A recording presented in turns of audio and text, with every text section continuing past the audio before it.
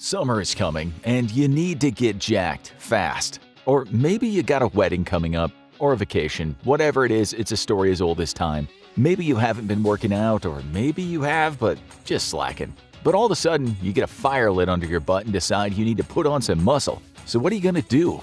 Work out every day for hours and hours? Well, that isn't going to work. So in this video, we're going to show you what does work and go over a list of tips, tricks, and hacks to optimize your training and ensure as much muscle growth as possible. Muscle growth, or muscle hypertrophy, is one of the primary goals a person will have when going to the gym, alongside losing weight and gaining strength. As such, building muscle faster is on everyone's mind when they first head to the gym, but trainees will soon discover an inconvenient truth. Building muscle is a pretty slow process, at least much slower than many expect. Unfortunately, our bodies have decided that gaining fat should be really easy, while building muscle needs a good amount of time and effort. And there's an evolutionary reason for that. Basically, fat acts as energy storage, something you always need. Muscle, on the other hand, is actually more metabolically demanding, meaning your body only wants more muscle if it's absolutely necessary.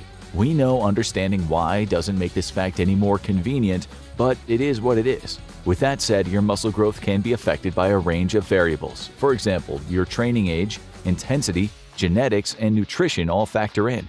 With that in mind, the average rate of muscle growth can still vary greatly. For example, in 2005, 585 men were put on a 12-week progressive resistance training plan. When they measured the biceps, the change in size varied from a whopping 55% to a decrease in muscle size of -5%. That is a huge range, and you could fall anywhere on it. Now, within the ton of variables that can affect your muscle growth, there is only one that you have no control over: your genetics. This is good news because it means you have a ton of areas that you can optimize to maximize your muscle growth. If you're not, you're more than likely slowing down your maximum growth. And it's these areas that we're going to discuss in this video. There's no singular action that you can perform to magically double the size of your guns. However, there are plenty of variables that you can control that will each offer an advantage and compound on one another. What this ultimately means is to, quote, double your growth, you're going to need to optimize, and that includes your training, your recovery, nutrition, and supplementation.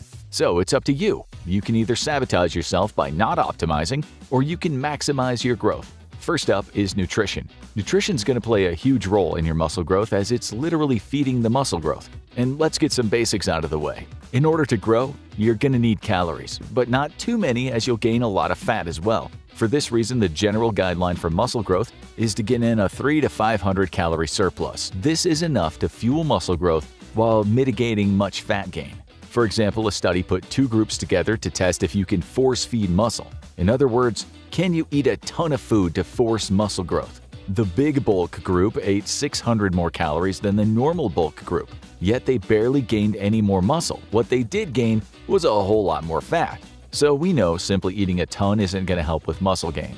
As you're in a caloric surplus, you have a bit more wiggle room with your macronutrient breakdown as far as calories go. Your macronutrients, also termed macros, are where you get your calories from, and they come in three forms of nutrients which your body requires large portions of.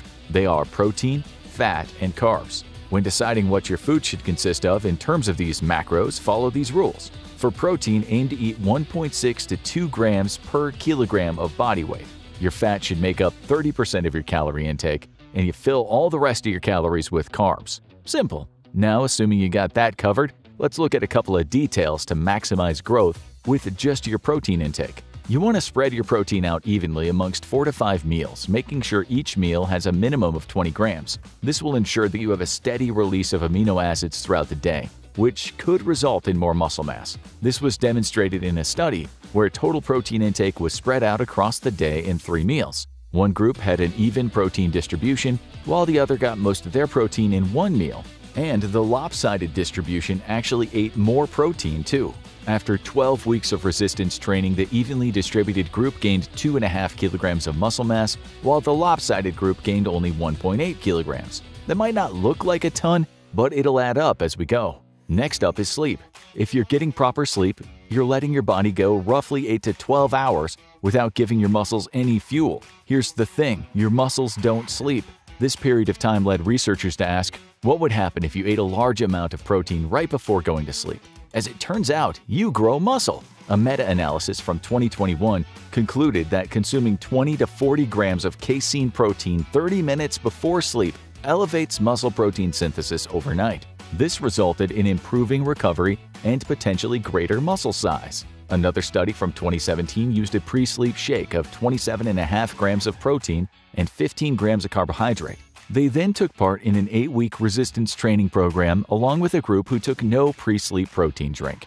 The quads of the pre-sleep protein group grew 8.4 centimeters, while the placebo group grew 2.4 centimeters. In addition, the type 2 fibers, also known as fast-twitch muscle fibers of the pre-sleep group, grew basically twice as much as the placebo group. This is really good news for lifters. You see, your body has different size muscle fibers that are distinguished by their role. Type 2 muscle fibers are able to support high amounts of force for quick, powerful movements, things like sprinting and lifting weights. Then there's creatine. If you're not taking creatine, you're doing it wrong. Creatine is by far the most potent compound that has a positive effect on muscle growth, and it's actually the only compound which can literally double your muscle size twice as fast. Take this study from 2017. In it, 2 groups used an 8-week training period. Each variable was the same, except that one group consumed creatine. Their dosing consisted of a 7-day loading with 4 doses of 0.3 grams per kilogram a day. This was then followed by a 7-week maintenance phase of a single dose of 0.03 grams per kilogram per day. 3 areas of the body were measured: upper limbs, lower limbs, and the trunk. Here's a comparison of the increased growth in these parts. Upper body, 7.1% versus 1.6%. That's 4.4 times as much. Lower body, 3.2% versus 0.7%. That's 4.5 times as much. Trunk, 2.1% versus 0.7%. That's 3 times as much. So yeah, if you want muscle twice as fast, start taking creatine. But now that your belly's full, let's look at how you can tweak your training inside the gym to maximize your growth. Let's start by addressing the question we asked in the intro: is working out for hours and hours the best way to get big fast? As it turns out, spending 3 hours in the gym destroying your muscles may not be the best way to go about building muscle.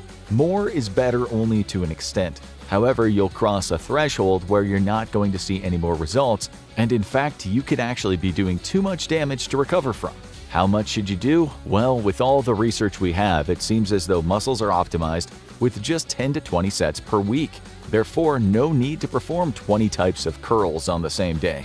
So then, how should we train?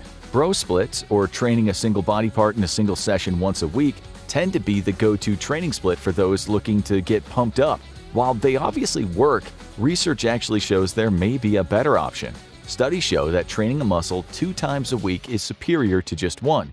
There may even be benefits to hitting a muscle 3 times a week. However, this likely only pertains to smaller muscles as they need less recovery time. So why is more than once a week better? Well, there are a couple theories. The first is that it allows you to train a muscle with more volume at a higher frequency. When you train a single muscle one day, by the end you're fatigued and just not training as hard. Another reason might have to do with a threshold existing with volume. Once you train a muscle so much in a day, doing more has little or no benefit. Whatever the reason, it seems training once is cutting you short. Therefore, cut the number of exercises in half and train them on 2 different days to stay fresh and maximize adaptations. The next tip is pretty cool and relatively new. You've probably noticed that some exercises are harder at different locations. Some in the long position where the muscle is stretched out, while others in the short position when they're almost flexed. What this new theory says is that using exercises that challenge the muscle in the long position can produce more muscle growth. This will make more sense if we visualize it. So let's compare the overhead triceps extension to the triceps pushdown. In the overhead position, the triceps are stretched farther, meaning in theory, these should produce more growth. And that's exactly what a study in 2023 found out. There, the overhead extension produced 1.5 times more muscle. Another study from 2022 found that preacher curls also produced 1.5 times more growth than incline curls. Next, why is it that eccentric muscle contraction never gets any love? It seems everyone only cares about the concentric. And what are we even talking about?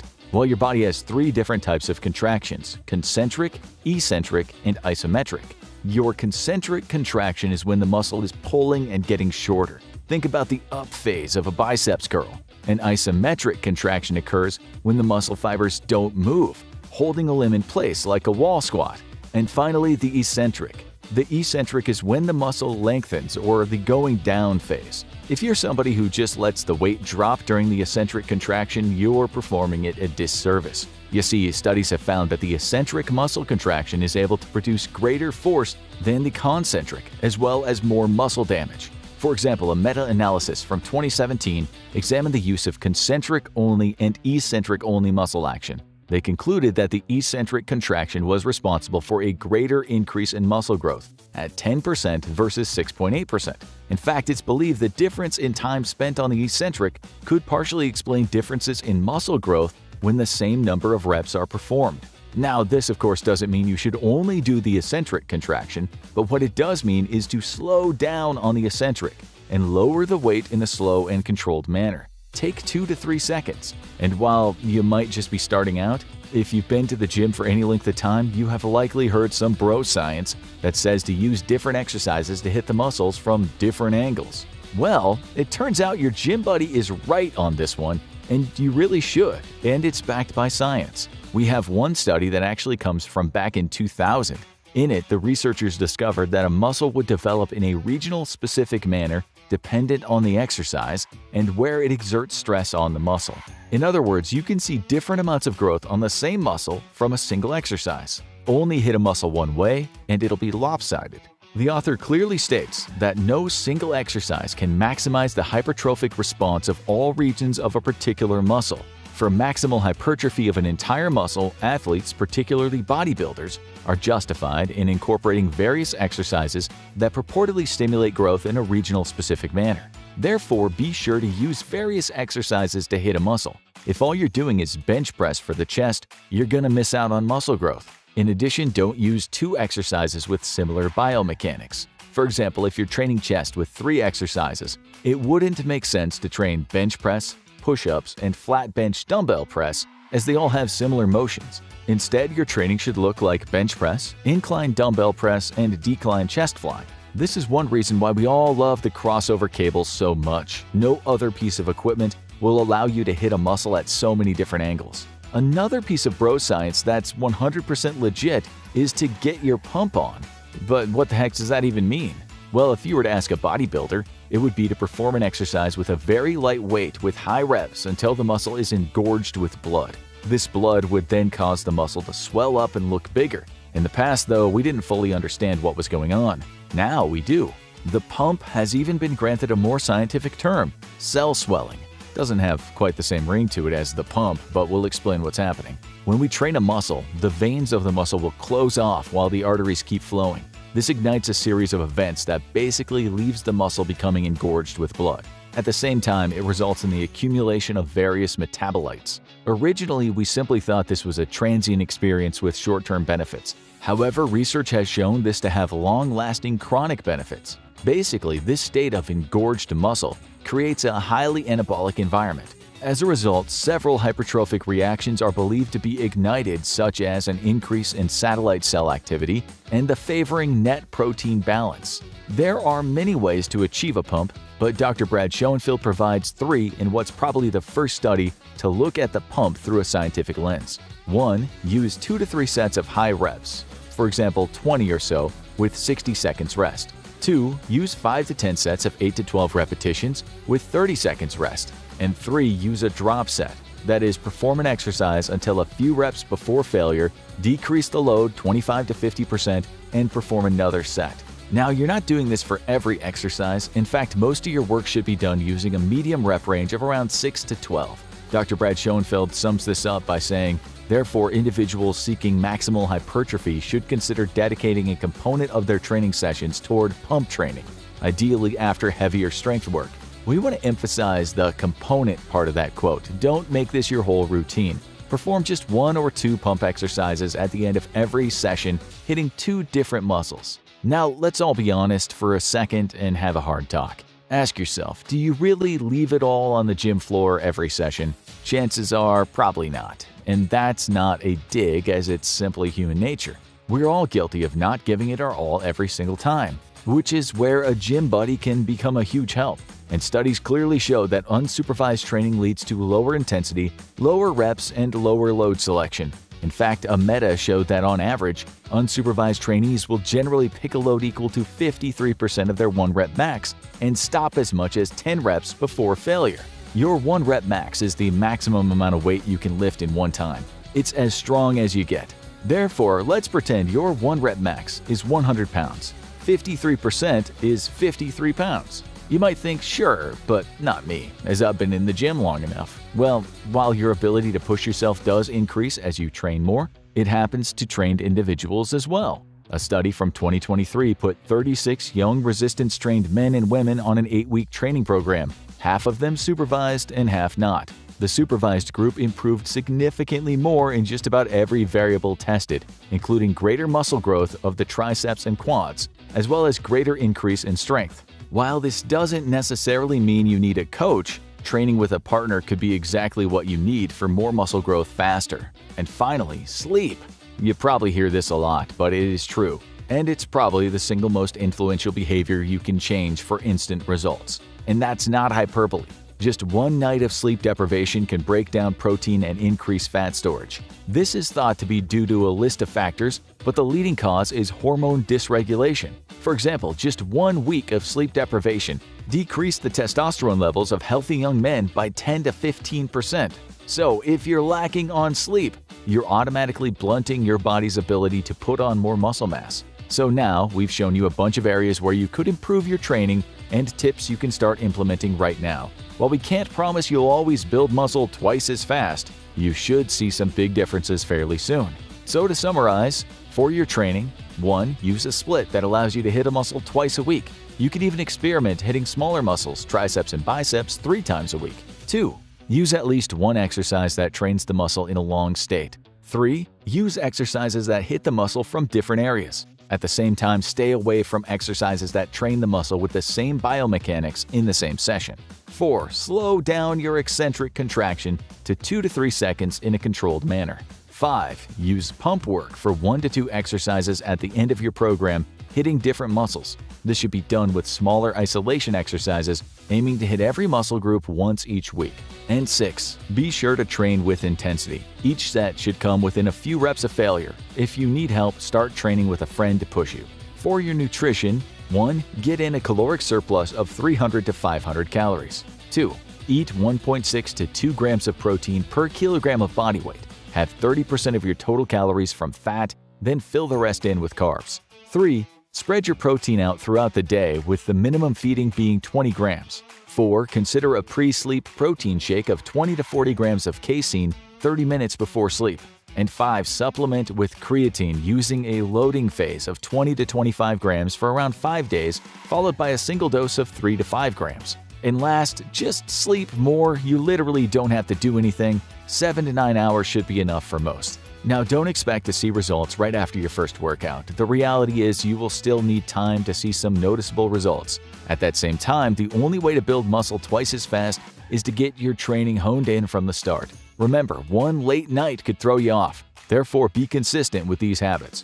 Have you heard of creatine? Of course you have. At least you have if you've listened to our channel for any length of time. The reason we talk about it so much is because we love it, and it's essentially the most effective supplement on the market, or so we say. We decided it's time to give creatine its own video, dig into the finer details of this amazing compound, and answer the big question, does creatine actually build muscle?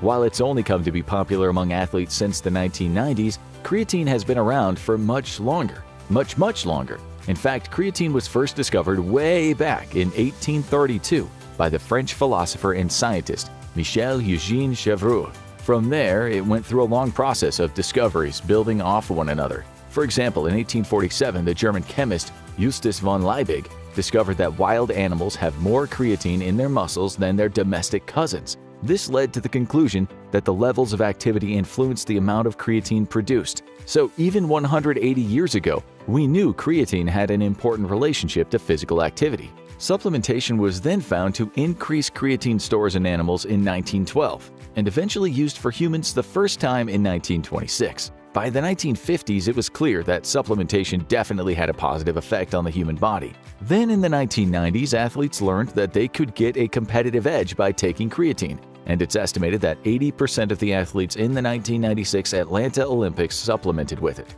From there, its popularity and effectiveness have only grown. It's now one of the very few supplements that the majority of experts say athletes and lifters should use. With that said, we want to ask you, have you ever actually looked at the studies behind its use? Or have you ever heard a more detailed explanation of what exactly creatine is, or why we even supplement with it? Well, you're going to now. The rest of this video is dedicated to the inner workings of creatine, so you can know the mechanisms behind the emergence of creatine as the most effective supplement on the market. In order to fully comprehend why creatine works in building muscle, notice we said why, not if it works, you need to know how it works. Understanding the mechanism is paramount to understanding its effectiveness. There's quite a bit going on, but trust us, once you fully understand it, you'll have no question if it builds muscle. Let's dig in. So the first thing you need to understand is that creatine is not a steroid or anything like that. In fact, it's not even a foreign substance. Right now, you and every single person has creatine in their body.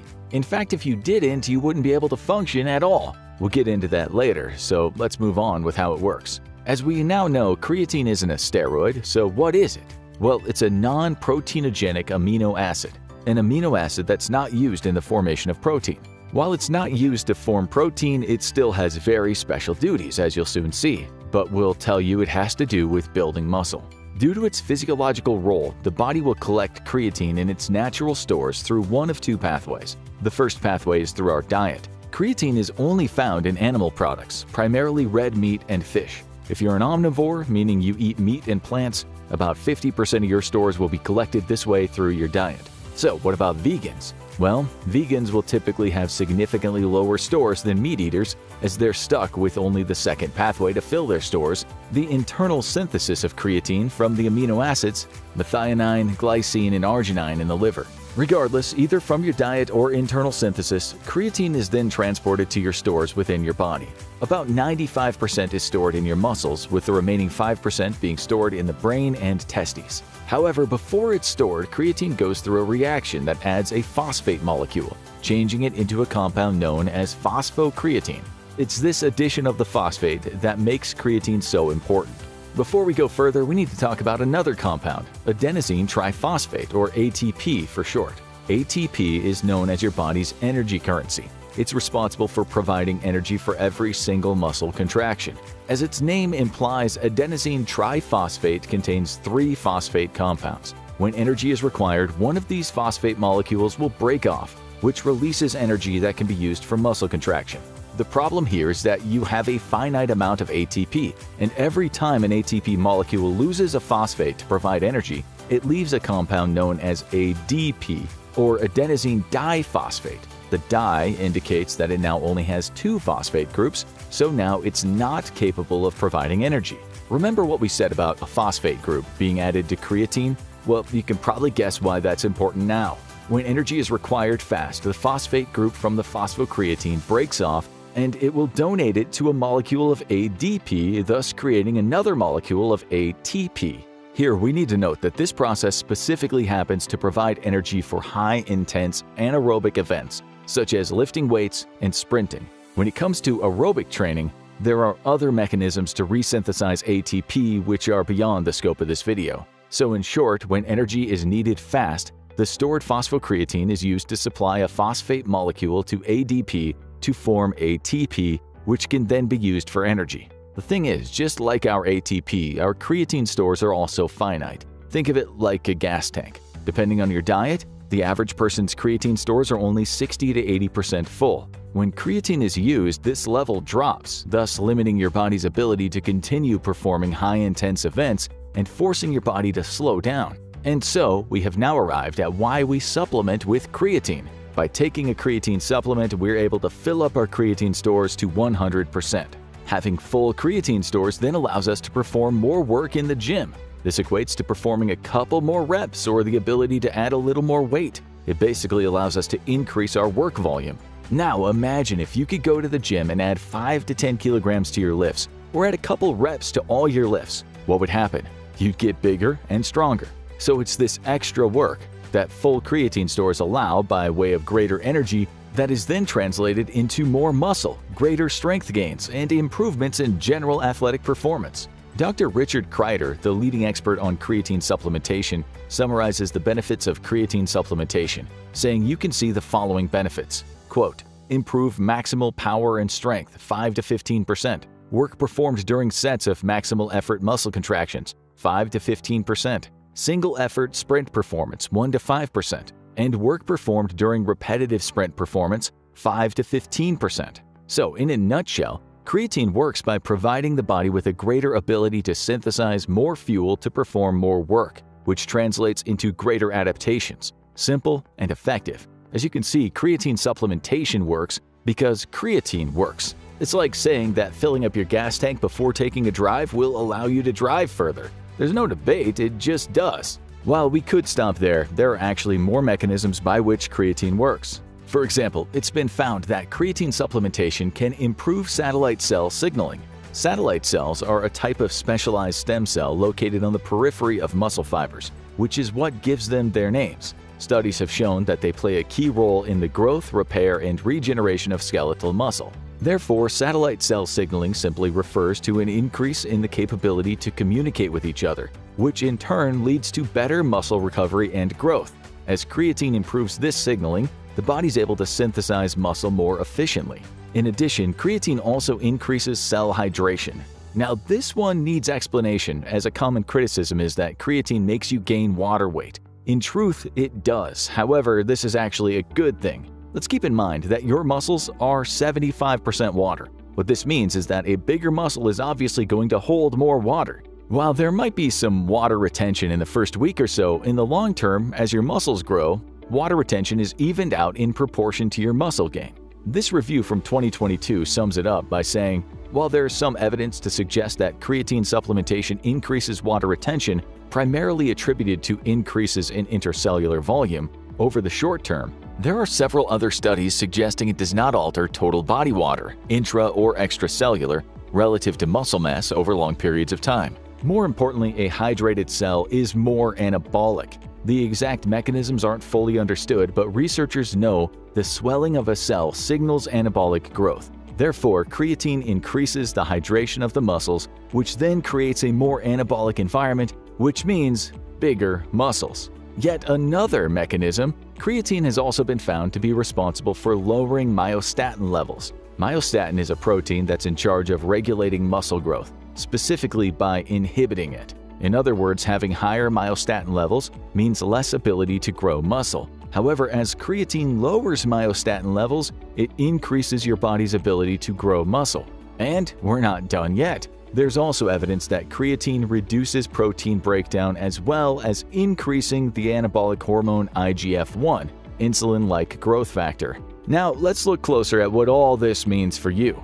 For starters, creatine supplementation can improve your recovery. If you're a regular viewer of our channel, you'll know how often we speak about the importance of recovery, as it's one of the primary indicators of how much work you can do. If you can recover faster, you can do more work and see better results. Creatine does improve recovery, which actually happens through several mechanisms. After intense exercise, your body's glycogen stores will largely be depleted. In order to recover faster, it's imperative for you to restore these levels ASAP, and this is what creatine does. When taken with large amounts of carbohydrates, 50 to 90 grams, creatine will cause a better absorption of glucose. At the same time, it'll help maintain muscle glycogen levels during exercise. This is also one of the mechanisms by which creatine can help maintain performance levels during the initial phases of high-volume training, especially when compared to no supplementation. This allows you to perform more work, which again means more muscle. Working in unison with this is the fact that creatine also has been shown to decrease inflammatory markers.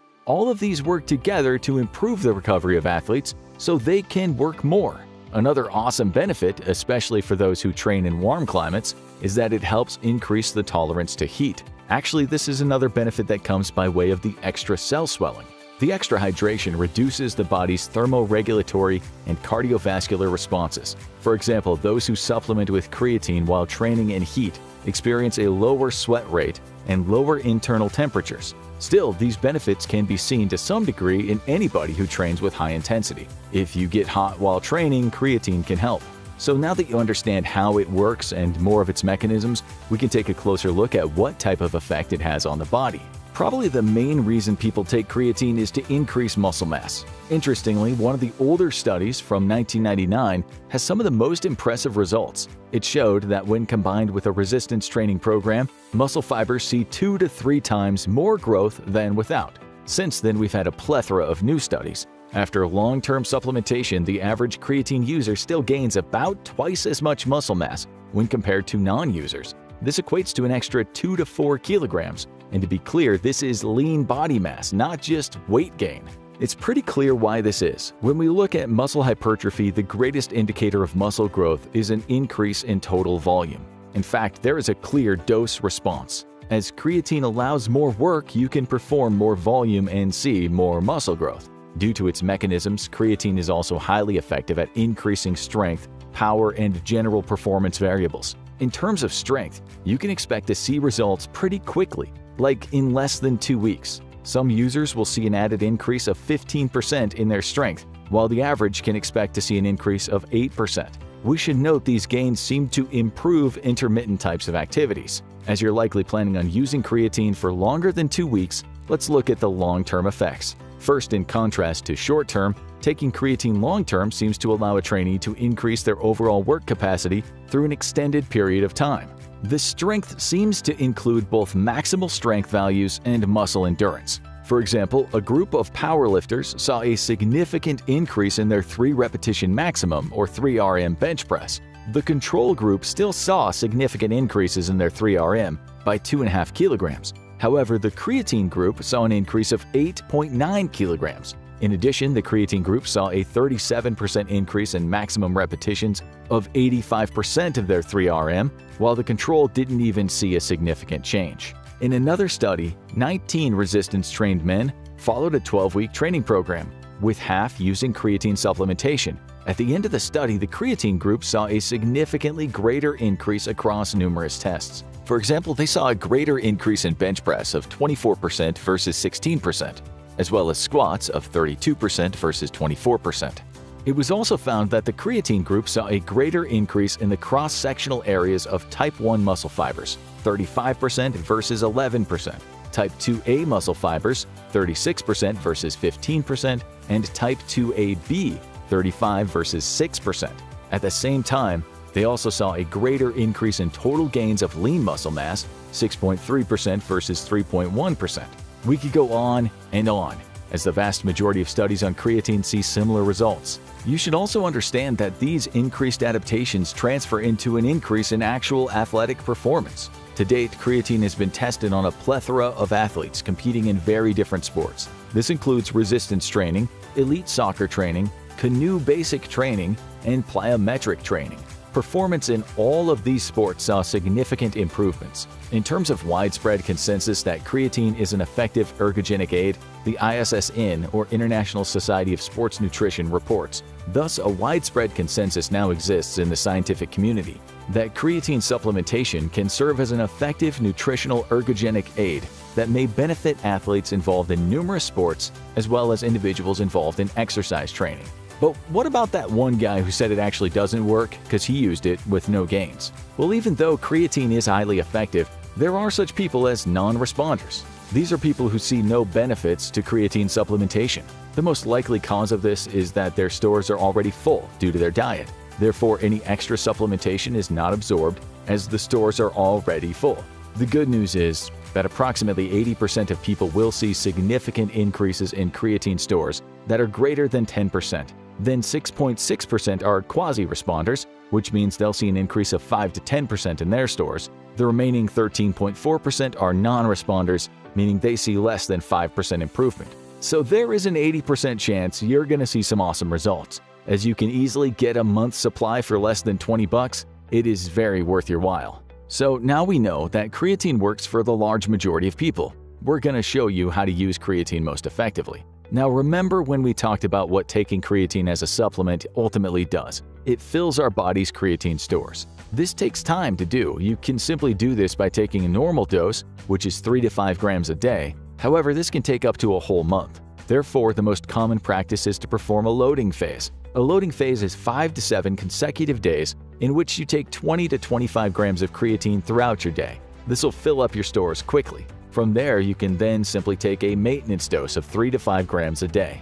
Now, let's get back to your loading phase. Some people might claim gastric distress or other discomfort when taking so much. However, it's usually exacerbated when taking bigger loads. Therefore, you can break the 20 to 25 grams into as small a serving as you want throughout the day. In fact, you can do this for your maintenance dose as well if needed.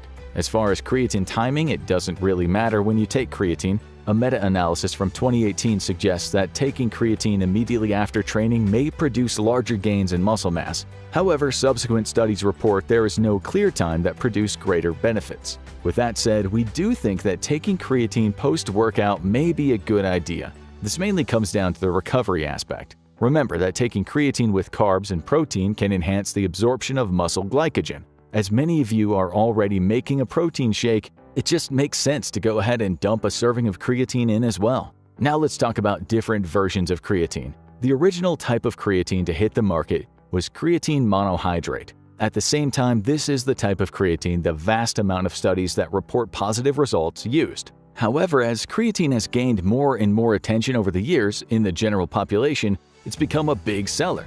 As a result, different variations have been produced, all of which claim to be superior to creatine monohydrate.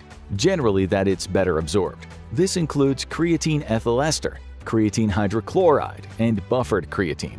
They also come with a higher price tag. The problem is that as of today, there's only been a small number of studies directly comparing these to creatine monohydrate, and those that have aren't impressive at all. The majority show no significant benefit. In fact, some studies even show that monohydrate actually results in greater changes in muscle creatine content. With that said, getting a quality creatine monohydrate or micronized creatine monohydrate is all you need. With all that in mind, creatine is now being studied for its benefits that reach much farther than just improving performance in the gym. Creatine has been found to mitigate muscle atrophy from immobilization or sarcopenia in the elderly. It's also been found to be a powerful neuroprotector and can improve cognition.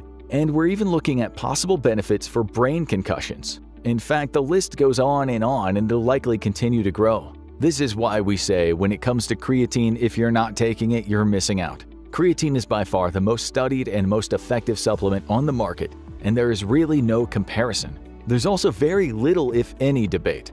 Due to its vast range of uses, just about everyone, lifters and non-lifters alike, can see some benefits from taking creatine. It can be a family affair, but in all seriousness, if you're interested in lifting and fitness, which you obviously are, we would strongly recommend you give creatine a go.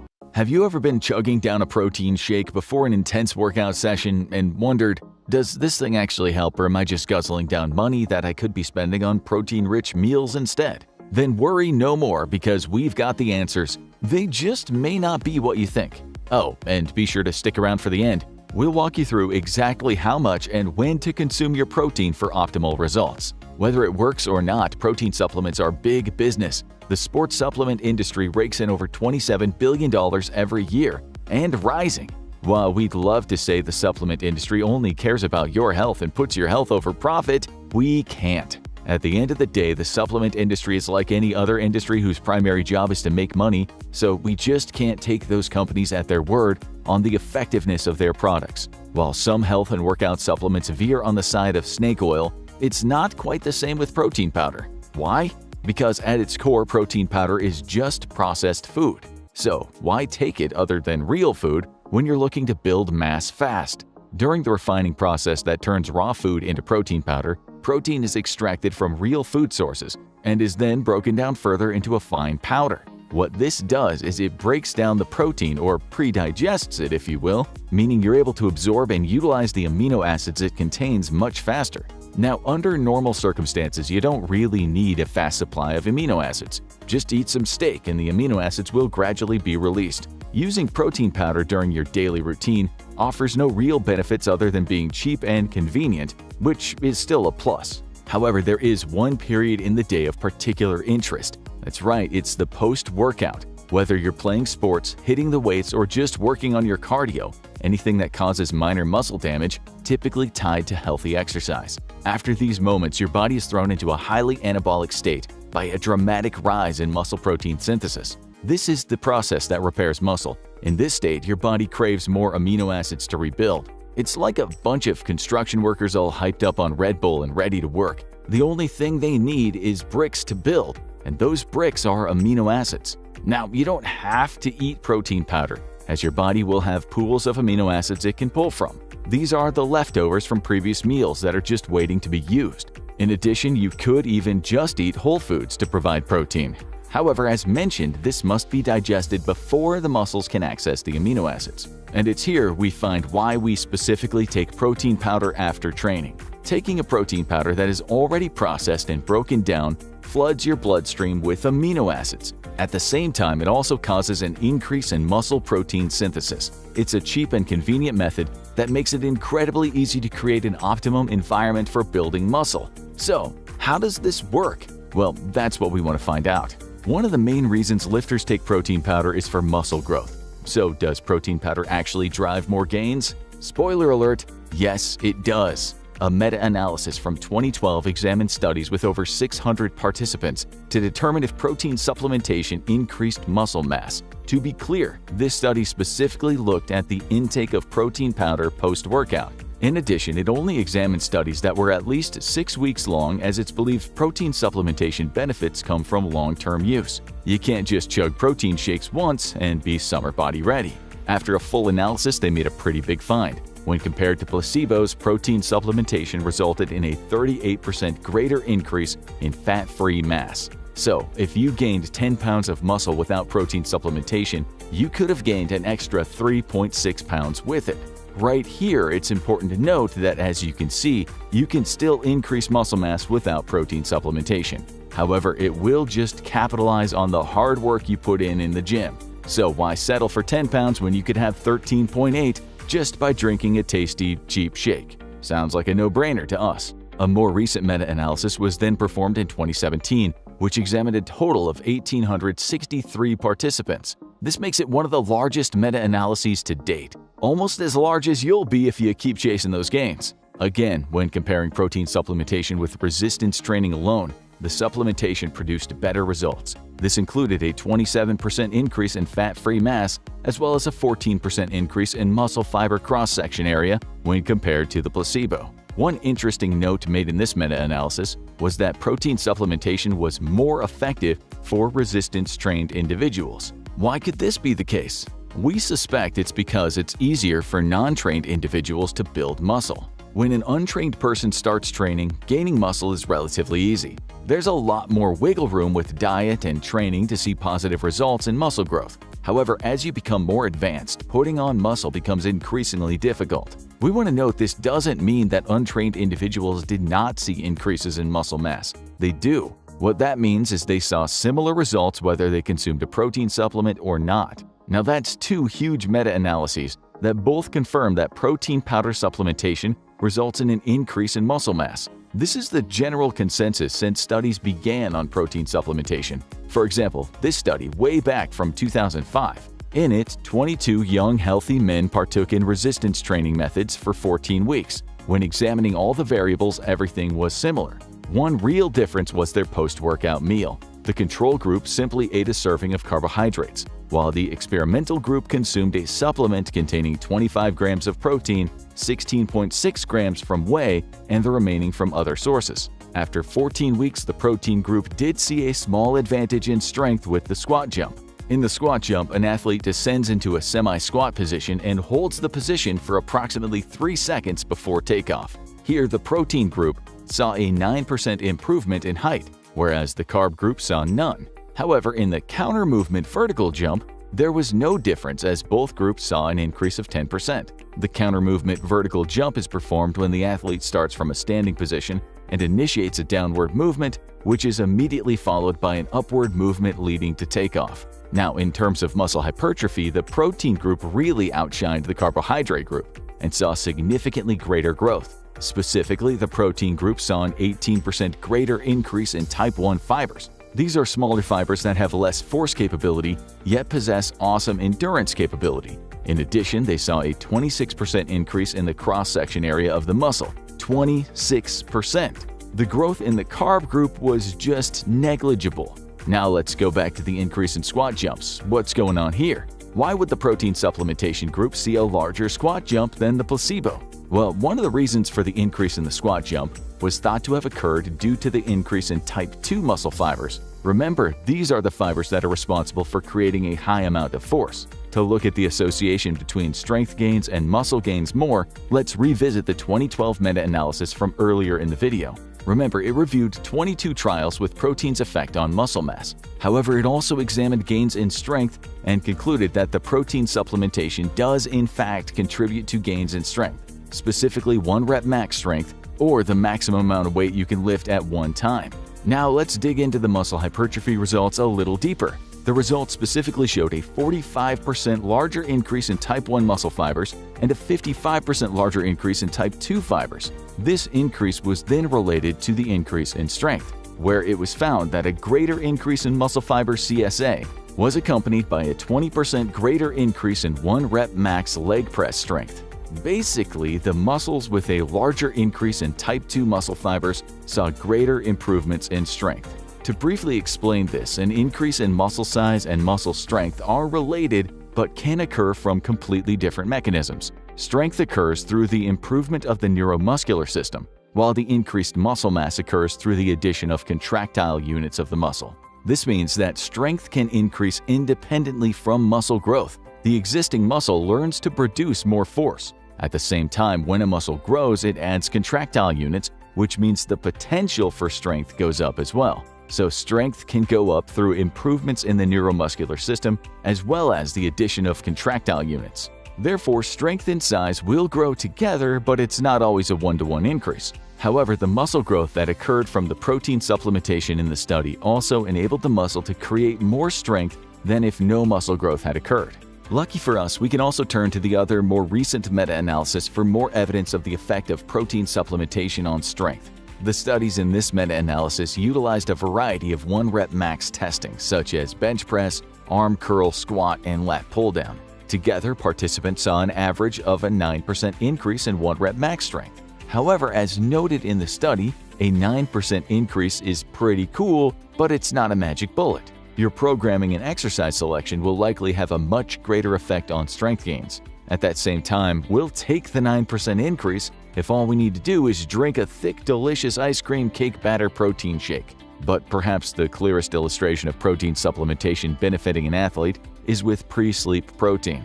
Pre-sleep protein is a relatively new area of study that examines the usefulness of drinking a protein supplement 30 minutes before sleep. Usually, this is done with casein protein, a slow-digesting protein. Unlike whey, which floods the bloodstream with amino acids quickly, casein releases a slower, steadier stream of amino acids. As a result, when taken before sleep, it increases the amount of amino acids in the bloodstream all night as you sleep, as well as muscle protein synthesis.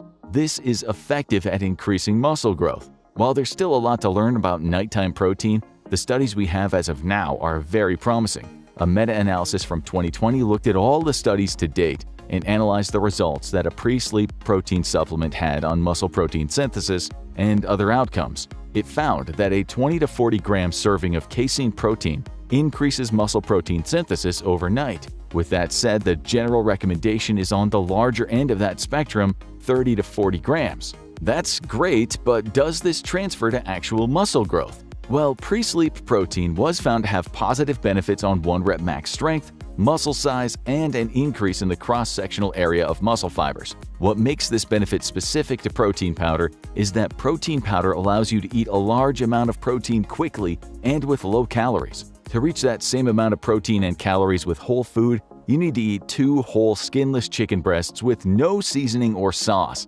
Yummy! Give me the cookies and cream protein shake, please. To our knowledge, there's been no study that's looked at whole food pre-sleep, but we imagine it's just not practical to do it on a consistent basis. And this is really the main benefit of protein powder. At certain times, having a quick, convenient protein source that actually tastes good is a very nice tool to have. In fact, this was the consensus of one of, if not the only study we know of that looked at using strictly whole foods for protein intake, including post-exercise.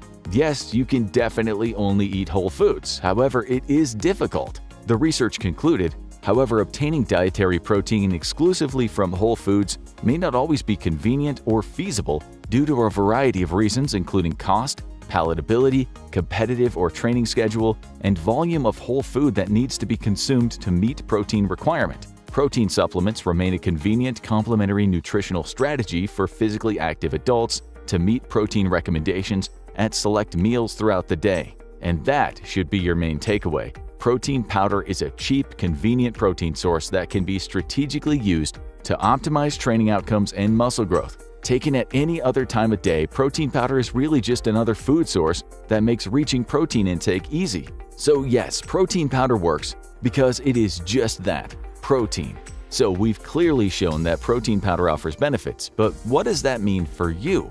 Well, for one, it's important to point out that the meta-analyses specifically mentioned prolonged use. While there are some measurable outcomes that can occur overnight, meaningful adaptations take a long period of consistent use. Therefore, your nutritional strategy for protein should become a constant. In addition, consider your daily protein intake rather than just a single serving. The daily protein intake for athletes and lifters is much more than the general population's recommended daily intake due to the increased stress and damage placed on the muscle. Therefore, the general recommendation by leading sports researchers, such as the ISSN, is anywhere from 1.6 to 2 grams per kilogram of body weight. If you're in a caloric surplus, you can get away with the lower end. If you're losing weight with a caloric deficit, stick to the higher end. Not that you would, but you can probably guess this shouldn't all be eaten in one sitting. Studies have shown that spreading your protein throughout the day can optimize protein's role in the support and maintenance of your muscle mass. This is likely due to the spreading out of the spike in muscle protein synthesis from a single meal that lasts anywhere from 3 to 5 hours. Therefore, spread your total protein intake across 4 to 6 servings throughout the day, every 3 to 4 hours. The only thing to keep in mind here is that each serving should contain a minimum of 20 to 25 grams of protein.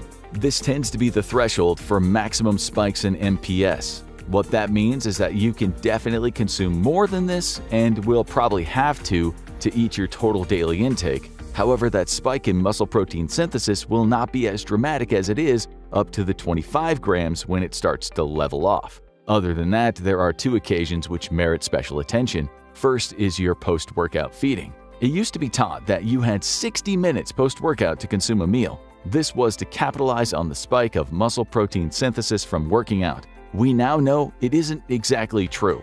As mentioned, the spike in MPS lasts much longer than 60 minutes. However, it does start to slowly decline. As long as you eat every 3 to 4 hours, you don't need to worry about it. However, we still advise to eat protein sooner rather than later, just like in the studies. At the same time, you might want to eat a larger amount of protein at this time. Before, we said that each serving should be at least 20 grams, as this is the threshold for maximal increases in MPS. However, after training, studies show that 40 grams can still cause a greater increase than 20 grams. Either way, it's a good strategy to make your post-workout meal your largest meal of the day. The second time is pre-sleep, which we just talked about. 30 to 40 grams of casein protein 30 minutes before you go to sleep, and you'll be good. Now, when it comes to protein powder, you can technically eat it for any of your protein feedings. Heck, you could eat it for all of your protein intake, but we wouldn't recommend that. You still want to get most of your protein from real food sources. This is to ensure the intake of other nutrients such as vitamins and minerals, as well as other compounds such as creatine, which comes from the meat. Don't fall into the trap of thinking the protein in powder is in any way superior to that in whole foods. It's literally the same thing. Again, we recommend post-workout and pre-sleep, perhaps as a snack or part of a breakfast smoothie, and you're good to go. And most importantly of all, remember that protein powder is a supplement. Just like all other supplements, it should supplement your diet. It shouldn't be 80% of your focus. Rather, the majority of your focus should be on eating whole foods and hitting your calories and macros. If you do that, 95% of the work is done. Then your focus on supplements, such as how to use protein powder, could give you the little bump in your performance you're looking for. Why do we use different exercises to train the same muscle? It's a common question in the gym. If one exercise trains a muscle, then what's the point of doing more exercises to train the same muscle? Why not make things simple and just do 20 sets of bench press and call it a day? The short answer is that doing more exercises will maximize your results. There's no doubt about it. And the real question we should be asking is how many different exercises should we use? So we're going to try to attempt to find out how many and why. If you've been to the gym for any length of time, you've probably noticed that a typical workout program consists of roughly anywhere between 5 and 9 different exercises. This seems to be the standard across the board, so our big question is why? More specifically, is this a good amount of exercises, or should there be more? Or perhaps even less? There are actually a few things to consider before answering this question, the first being how much work can be placed on a muscle. Since one of the most important variables in the process of muscle growth is the muscle's ability to recover for the next training session. When we go to the gym, we're essentially breaking down a muscle. Lifting weights causes stress and inflammation, which will trigger an anabolic response or the rebuilding phase. When put together, this creates a cycle of continuously stressing a muscle followed by repair. In other words, stressing a muscle is an imperative part of growth, making it a good thing, provided you're able to recover from that stress, of course. A threshold exists, though, where too much stress can actually be a detriment as the muscle is unable to recover in a timely manner. So in order to know how many exercises we should do, we need to know where this threshold lies. On top of that, we need to find out what the benefit of training a muscle with various exercises even brings. Is there any point to using a bunch of exercises, or does it just make us feel good that we're doing something different? So let's first determine the maximum amount of stress a muscle can handle, and by handle, we mean its maximum recoverable volume. Volume is the total amount of work that we put on the muscle, generally measured in a week of training. This is sometimes calculated as the total amount of weight, which is found by multiplying the sets times reps times the load or weight. However, for the remainder of this video, we'll be speaking of set volume. This is the total amount of working sets you use to train a muscle. For example, let's say you're doing bench press and perform 2 warm-up sets followed by 3 working sets of 5 reps. The total set volume would be 3. Therefore, the maximum recoverable volume means the maximum amount of working sets we can use to train a muscle in a week that still allows it to recover. Fortunately, thanks to scientific studies, we have a pretty good idea of what this number is. One of the most clear studies was a review of literature done in 2022 by a team of researchers who looked at 7 studies which examined set volume and muscle hypertrophy. To simplify things, they put the trainees into groups: those who performed less than 12 working sets for a muscle every week, those that performed 12 to 20 working sets weekly for a muscle, and those that performed 20-plus working sets. They found that the 12 to 20 set group and the 20-plus set group produced significantly greater gains than those who did less than 12 sets. However, there was no significant difference between the 12 and 20 and the 20-plus set group. This means that after 20 sets, you'll likely start to see diminishing returns. Therefore, you should plan on performing 10 to 20 working sets to train each muscle. Awesome, so we do 20 sets of pull-ups. Well, no. It's probably pretty obvious, but you shouldn't use just one exercise for all your sets. We've all heard that variety is the spice of life, and as it turns out, variety is also the spice of your lifting life. Here's why. It has to do with the phenomenon seen to occur within the growth of a muscle. If you're like most people, you probably assume a muscle is a muscle and will grow when it's activated. Well, it doesn't, at least not homogeneously or in a uniform manner. We need to remember that a muscle is not a single solid piece of tissue, rather it's a collection of smaller fibers that are all bundled together in various formations and held tightly together, kind of like a rope. At that same time, the entirety of a muscle does not have the same exact endpoints, known as the origin and the insertion. The origin of a muscle is where it attaches to the bone that remains stationary, the non-moving part. The insertion is the part of the muscle that's attached to the bone that's actually pulling the limb. Since variations can occur within the same muscle, distinct regions of the muscle will exert varying forces and experience greater strain during different movements. For these reasons, researchers have discovered that the entirety of a muscle will actually not grow uniformly when worked with a single exercise. This non-uniform growth in the muscle actually manifests in a few different ways. One area where uneven growth occurs are in the different heads of the muscle. Remember before when we talked about the origin and the insertion of a muscle? Well, many muscles will have several different origins. The muscle bellies from these origins all then run down to the bone and eventually merge into one spot. A muscle belly is the fleshy contractile part of the muscle responsible for generating force. As they then travel to the bottom of the bone, they merge into one tendon for insertion. These heads are often of different length, width, and may even be composed of different size muscle fibers. Further, they may travel at different angles depending on their origin. For example, your biceps have 2 heads, a short head and a long head. Your triceps has 3 heads, medial, lateral, and long head, while your quadriceps have 4 heads. While all these muscles will contract to perform a primary movement, each head will have a slightly different special job. For example, the posterior deltoid performs shoulder extension, or bringing the arm backward, while the anterior deltoid flexes the shoulder, bringing the arm forward. However, along with the lateral deltoid, they'll all contract to drive the arm abduction along the frontal plane. In addition, these muscles are activated differently depending on the angle of force put on it. For example, this study found that 12 different variations of the bench press made by altering the grip and bench angle hit the three heads of the pectoralis major differently.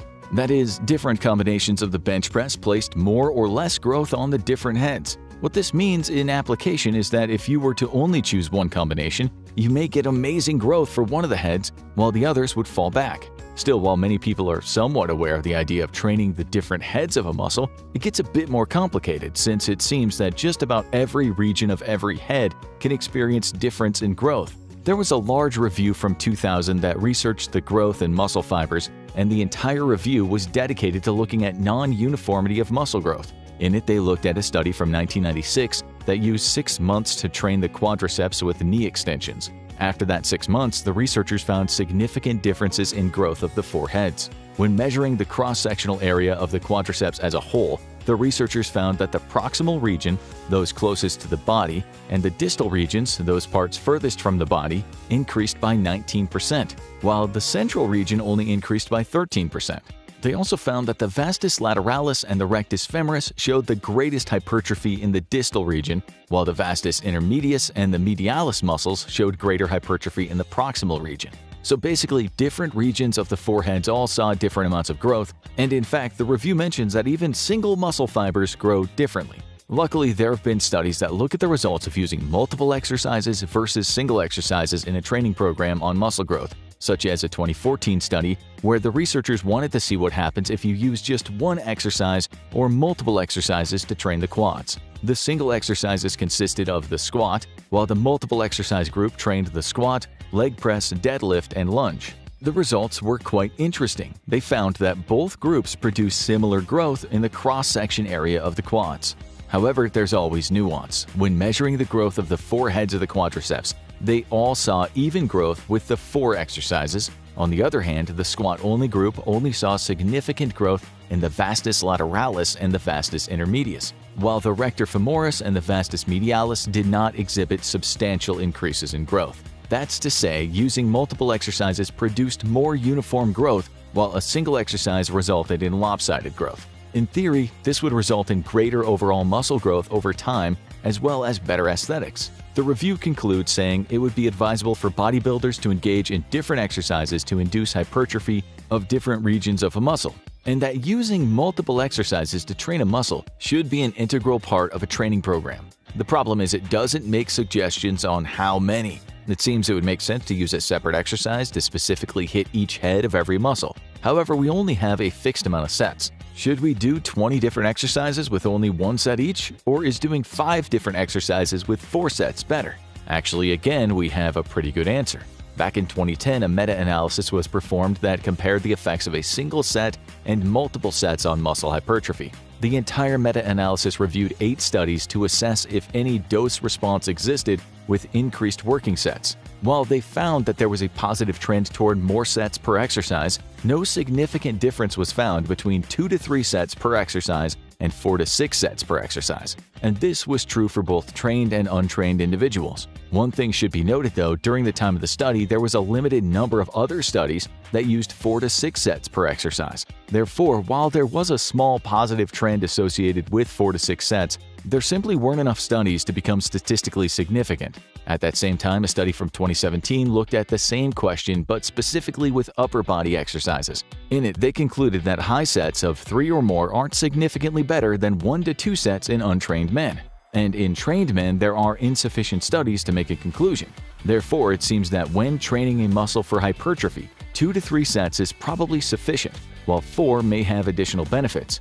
But we know that variation does, so stick to the 2 to 3 sets. And while we're talking about the number of exercises, we also need to acknowledge another very important factor: exercise selection.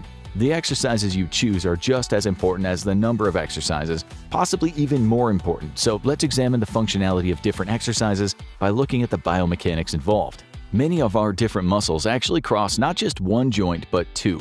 This means flexing 2 joints can work the same muscle, but with entirely different biomechanics. For example, hamstrings cross the knee joint and the hip joint on the posterior section, while the quadriceps cross the knee and the hips on the anterior. In addition, both the triceps and the biceps cross the elbow and shoulder joint. To ensure you maximally hit each muscle, you need to be sure to hit it with exercises that mimic its function. So in order to fully hit the hamstrings, you need to use an exercise that utilizes knee flexion, such as leg curls. However, as the hamstring crosses the hips, you also need to use a hip hinge movement, such as Romanian deadlifts. Now let's look at the biceps in more detail. Have you ever realized that when you do a curl, your elbow tends to come forward?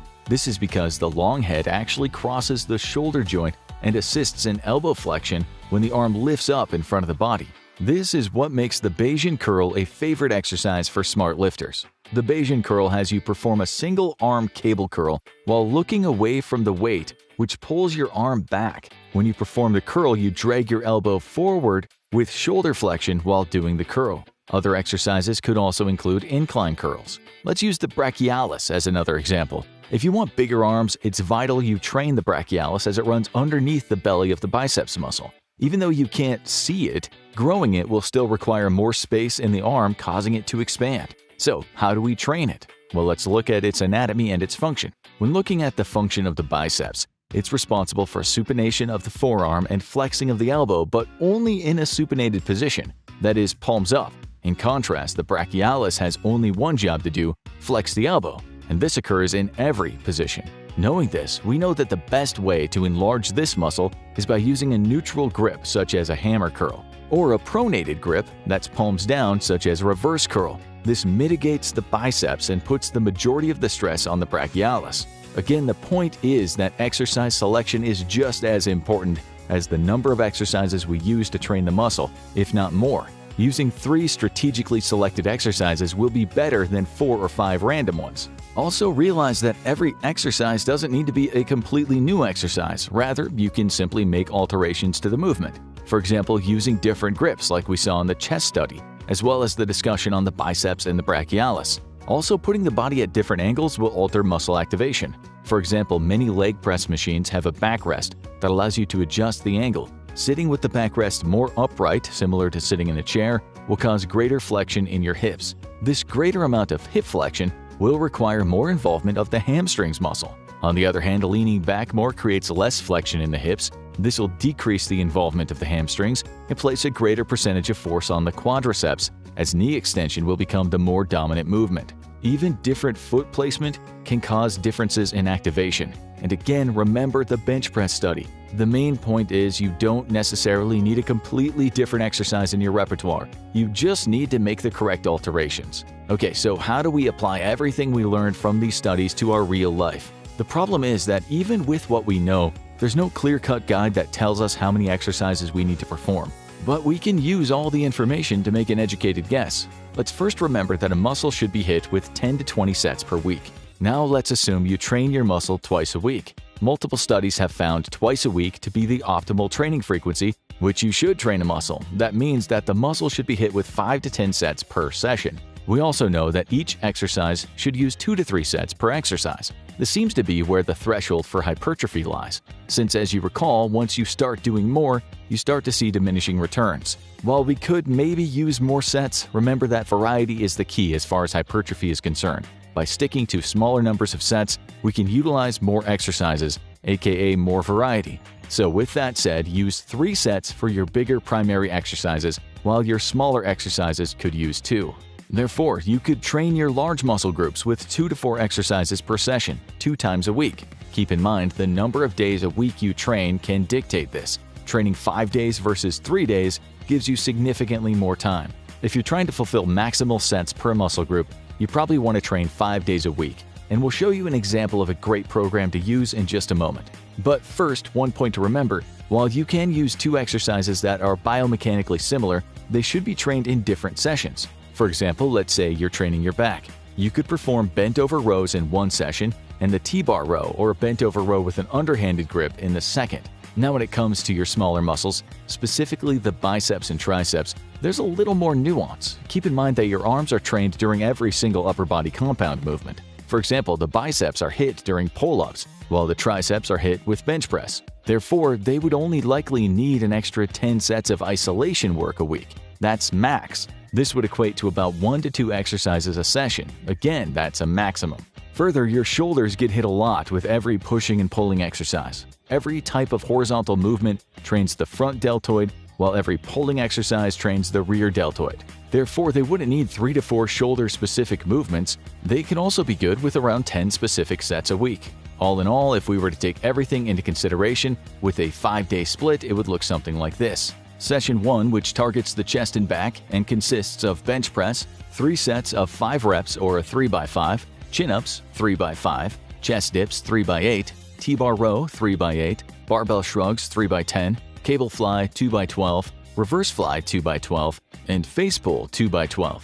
Session 2 is all about the lower, so you'll do deadlift at a 3x5, front squat 3 sets of 6 reps, barbell good morning 3x8, machine hack squat 3x8, lying hamstring curl 2x12, leg extension 2 sets of 12 reps, calf raise 2x12, and finish with some core work. Session 3 hits the shoulders, chest, and arms. Military press 3 sets of 6 reps, incline dumbbell bench press 3x6, Arnold press 3x8, dumbbell pullover 3 sets of 10 reps, decline cable fly 2x10, rope upright row 2x10, hammer curl 2x12, overhead triceps extension with a rope 2x12. Session 4 is lower again, but with different exercises. So we have the back squat with 3 sets of 5 reps, Romanian deadlift with 3x5, split squat 3x8, hip thrust 3x8, leg extension 2x12, Nordic curl 2x5, standing calf raise 2x12, and some core work. And then session 5 is back, shoulders, and arms. Rack pull 3 sets of 5 reps, seated dumbbell overhead press 3x8, dumbbell row 3x8, lat pull down 3x8, lateral raises 2x10, face pull 2x10, easy curl 2x12, and triceps push down 2x12. There's one more factor to consider. You can swap out your exercises, or that's to say you should swap out your exercises. Swapping out your exercises gives you the ability to provide even more stimuli to your body to challenge it while also keeping things interesting. However, you don't want to swap out too often, as it will not allow you to properly apply progressive overload. Progressive overload is the idea that in order to see continuous muscle adaptations, such as size or strength, one must continually place a greater demand on the muscle over time. Therefore, swapping exercises weekly does not allow a lifter to improve upon their lift, as they're always changing what they do. Rather, you want enough time to become accustomed to the exercise and then improve upon it. Once you train the exercise for some time, your progress will begin to slow, and then you can swap. Unfortunately, there's no hard number for this, but generally a time period of 4 to 8 weeks is given. We would advise to use the longer period of 6 to 8 weeks for your larger compound exercises. On the other hand, your isolation exercises could be swapped every 4 weeks. Keep in mind, you can swap them all at once, or you could even just swap one per week. As we see, when it comes to exercises, there does seem to be some truth to more is better, at least in terms of variation. Therefore, your goal should be to utilize the largest variation of exercises within your ability to recover. Program them in a sensible manner so that you can apply progressive overload to them before any swapping. If you can do that, you'll have the optimal amount of exercises to maximize growth. Do you want to live longer, live with less disease, and have a better sense of self-worth? These are just a few of the benefits that are said to be the result of fasting. Yep, all that from simply not eating. Most people are only aware of its effect on fat loss and weight maintenance, which is also a must for a healthy lifestyle. Around the world, obesity has been steadily growing at an increasing rate. The CDC quotes a startling number of 41.9% for obesity prevalence in the USA. As such, everyone's trying different diets to lose weight, including fasting. In this video, we're going to look at exactly what happens to your body during a fast, including its amazing benefits. While weight loss is one, you probably aren't aware of the other one. Continue watching to find out. Before we talk about fasting, we need to define it. In its simplest definition, fasting is the abstention from eating, drinking liquids with calories, and sometimes drinking altogether. This simple definition would imply that we're always fasting so long as we're not eating.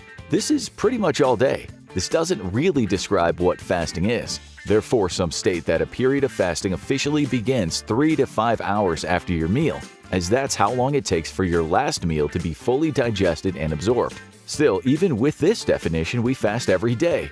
Well, at least an overnight fast. The first meal of the day is called breakfast or break fast. It's when our body comes out of this daily overnight fast with the first food of the day and breaks the fast. Still, others will say a fast begins when physiological changes begin to occur. From this perspective, a fast could be said to begin 12 hours after your last meal. This is when a metabolic shift takes place in most individuals. We'll talk more about that later on in the video. While the exact time a quote fast begins is up for discussion, we do know that refraining from eating has been around for a long time. Although fasting has hit the fitness community only recently, it's actually been a part of mankind's history since the beginning. When humans fasted originally, it was due to having no choice in the matter. Before humans developed agriculture and cultivated livestock, they practiced a foraging lifestyle and did not get to choose when they would eat their meals. In fact, fasting has been practiced in this manner for much of mankind's history, as agriculture has only been around for 12,000 years. Therefore, it's believed that many of the first post-agricultural communities practiced fasting as their bodies were already adapted to it, and continuous eating could have been seen as strange. For example, the early Romans believed that eating more than one large meal a day led to sickness. In addition, many of the early religions practiced fasting in some manner as a religious practice, often as a way to deny the body's physical needs in order to focus on its higher deity. This went on until the 1800s, when overeating was becoming recognized as an unhealthy lifestyle practice and possibly responsible for many diseases, a view particularly believed by an American physician, Edward Dewey, who believed every disease was caused by overeating. In the 1900s, German physician Otto Buchinger became the first to study and note the health benefits of fasting, saying, "Fasting is, without any doubt, the most effective biological method of treatment." In the 2000s, the Italian biogerontologist and fasting researcher Walter Longo noted that fasting has numerous significant benefits that lead to both an extended lifespan and an extended health span. Even with these proponents and a growing base of supporting research that testifies to the health benefits of fasting, it can still be looked at with uncertainty by the public. This is primarily because many people simply don't understand what actually happens during fasting, except you get hungry. Still, even what is largely misunderstood as hunger is not reported nearly as much as you might think.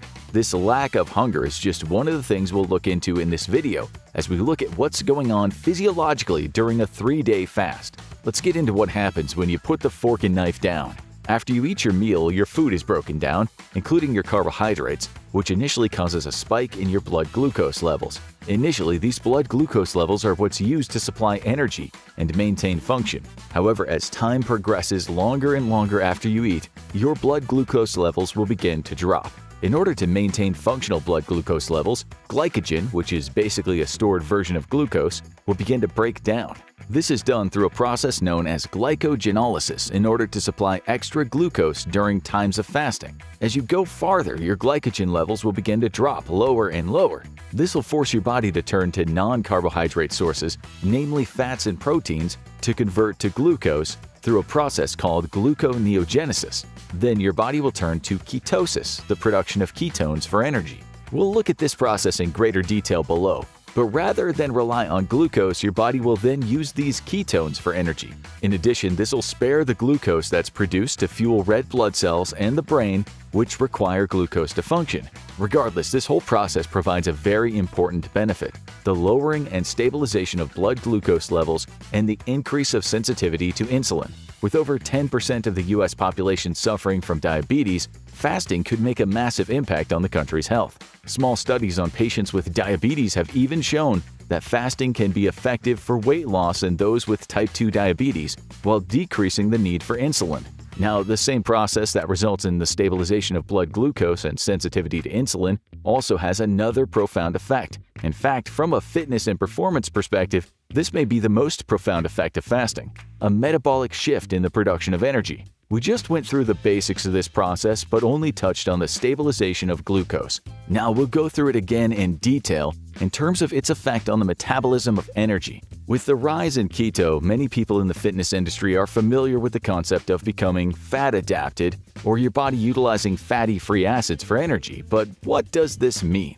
Well, the term fat-adapted can be a bit of a misnomer, as many may take this to mean your body doesn't usually use fat. It does, but it uses carbohydrates as its preferred source of glucose production under normal eating conditions. As carbohydrates are essentially just strands of sugars, breaking them down is a relatively simple process. They'll be broken down into glucose and sent directly to the bloodstream, or glycogen to be stored for later use. However, as mentioned before, your body can also convert fat or protein into glucose through a process called gluconeogenesis, the synthesis of glucose from non-carbohydrate sources. As you could guess, this is a much more complicated process, as it must completely transform compounds. Therefore, under normal eating conditions, your body has two sources to produce glucose: carbs in the form of stored glycogen, or fatty acids from stored fat. Under normal conditions, your body will use both of these sources for fuel. What's different is the varying degrees it'll rely on one or the other. Depending on individual factors and activity levels, under normal conditions, your body may get 50 to 70% of its energy requirements from carbs, while getting 30 to 50% of its energy requirements from fat. However, as your fasting time lengthens, your stored glycogen will begin to be converted into glucose more and more. The problem with this is that there is a finite supply of glycogen. Therefore, as the fast continues, your levels of glycogen will drop lower and lower, as you aren't replenishing it with food. As this occurs, your body will start to alter the ratio of where it gets its glucose from. In order to spare glycogen, your body will begin to break down fat to a greater extent. However, as of now, keep in mind that the fat must still be converted into glucose to utilize. This greater reliance on fats for the production of glucose is what occurs during the initial stages of fasting. The length of time for this stage can vary depending on the original baseline glycogen levels as well as your activity levels. As a result, it can last anywhere from 12 to 36 hours. First-time fasters generally take longer to pass through this first stage, while experienced fasters tend to take a shorter time in this phase. Now, as you continue with your fast, the levels of glycogen within the body are heavily depleted. At this time, fatty acids and glycerol are then produced in an accelerated fashion and sent into the bloodstream to head for the liver. It's at the liver where they produce compounds known as ketones. Remember them? These ketones are unique, as they're also able to act as an alternative source of energy. To be clear, they are not converted into glucose first. Rather, these ketones are sent to tissue to be used directly. It's at this moment when you've become fat adapted. Your body has transitioned from utilizing glucose for energy to ketones for energy. As you could have guessed, this is where the keto diet comes from, except they reach this metabolic shift merely by limiting carb consumption to a minimum. The point is that this metabolic shift is a significant change to the body's physiological system, and it's truly a testament to how magnificent the human body is. Another magnificent adaptation to fasting is a process known as autophagy. Autophagy is your body's waste and renewal system. It's a process by which cells break down so that damaged or dysfunctional components can be removed. These are then replaced with healthy components to maintain a fully functional cell and maintain homeostasis. The process of autophagy can be triggered by a number of different factors, fasting being one of them. During fasting, insulin levels drop, and the body starts to use stored energy such as glycogen and fat for fuel. This shift in energy metabolism may activate autophagy to recycle cellular components and generate the amino acids and fatty acids needed for energy production. Now, where this becomes especially important is with an increase in longevity. Fasting or prolonged calorie restriction has long been associated with an increase in life. As autophagy gets rid of sick cells and replaces them with healthy cells, it makes sense that these individuals with a higher rate of autophagy will have longer lives with less disease as well. In fact, researchers now believe that the autophagy triggered by fasting is primarily responsible for its effect on longevity. Upon fasting, increases in rates of autophagy have been found in just about every organ and tissue, including the heart, liver, kidneys, and muscles. Still, autophagy has been found to work on neurons, which acts as a key mechanism for the prevention of malignancy, infection, and neurodegenerative diseases, as well as in slowing aging. The exact amount of time needed to trigger autophagy is unclear. For example, some studies suggest that merely breaking down your total calories into 2 meals a day is enough. To be clear, if you eat 3,000 calories a day, you would eat 2 meals of 1,500 calories. Other research has shown that simple intermittent fasting is enough to offer positive benefits to cancer patients. So while we don't know the exact time frame and mechanisms, we can be pretty confident telling you that 3 days is more than enough time. So now let's move on to a more obvious adaptation. If you're not eating, you gotta lose weight, right? You do. In fact, apart from religious or political reasons, weight loss, or the maintenance of weight, is one of the more common reasons someone might partake in a regular fast. Researchers have discovered that during the initial phases of a fast, there's a rapid loss of weight. In fact, the weight loss is significantly higher than one would expect just from comparing calories burned versus calories consumed. For example, a case study followed a man who ran a 36-day fast while attempting a 40-day fast for religious purposes. During the fasting period, he only consumed a total of 60 calories a day for communion and only drank water. With a starting weight of 68.6 kilograms, he lost a total of 15.7 kilograms during the fast. However, the drop in weight did not occur evenly.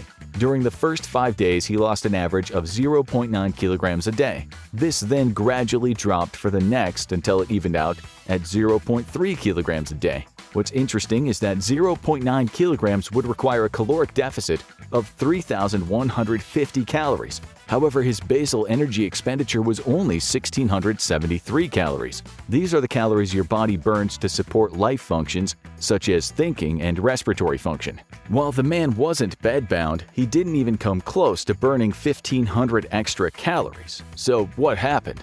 Well, it's established that this rapid drop is due to the result of salt and water diuresis. Further, a drop in total muscle glycogen will likely also play a role as well. It's important to keep this in mind as you may drop 3 kilos in 3 days. However, maybe only half of that is actually body weight, while the rest will be gained back by eating.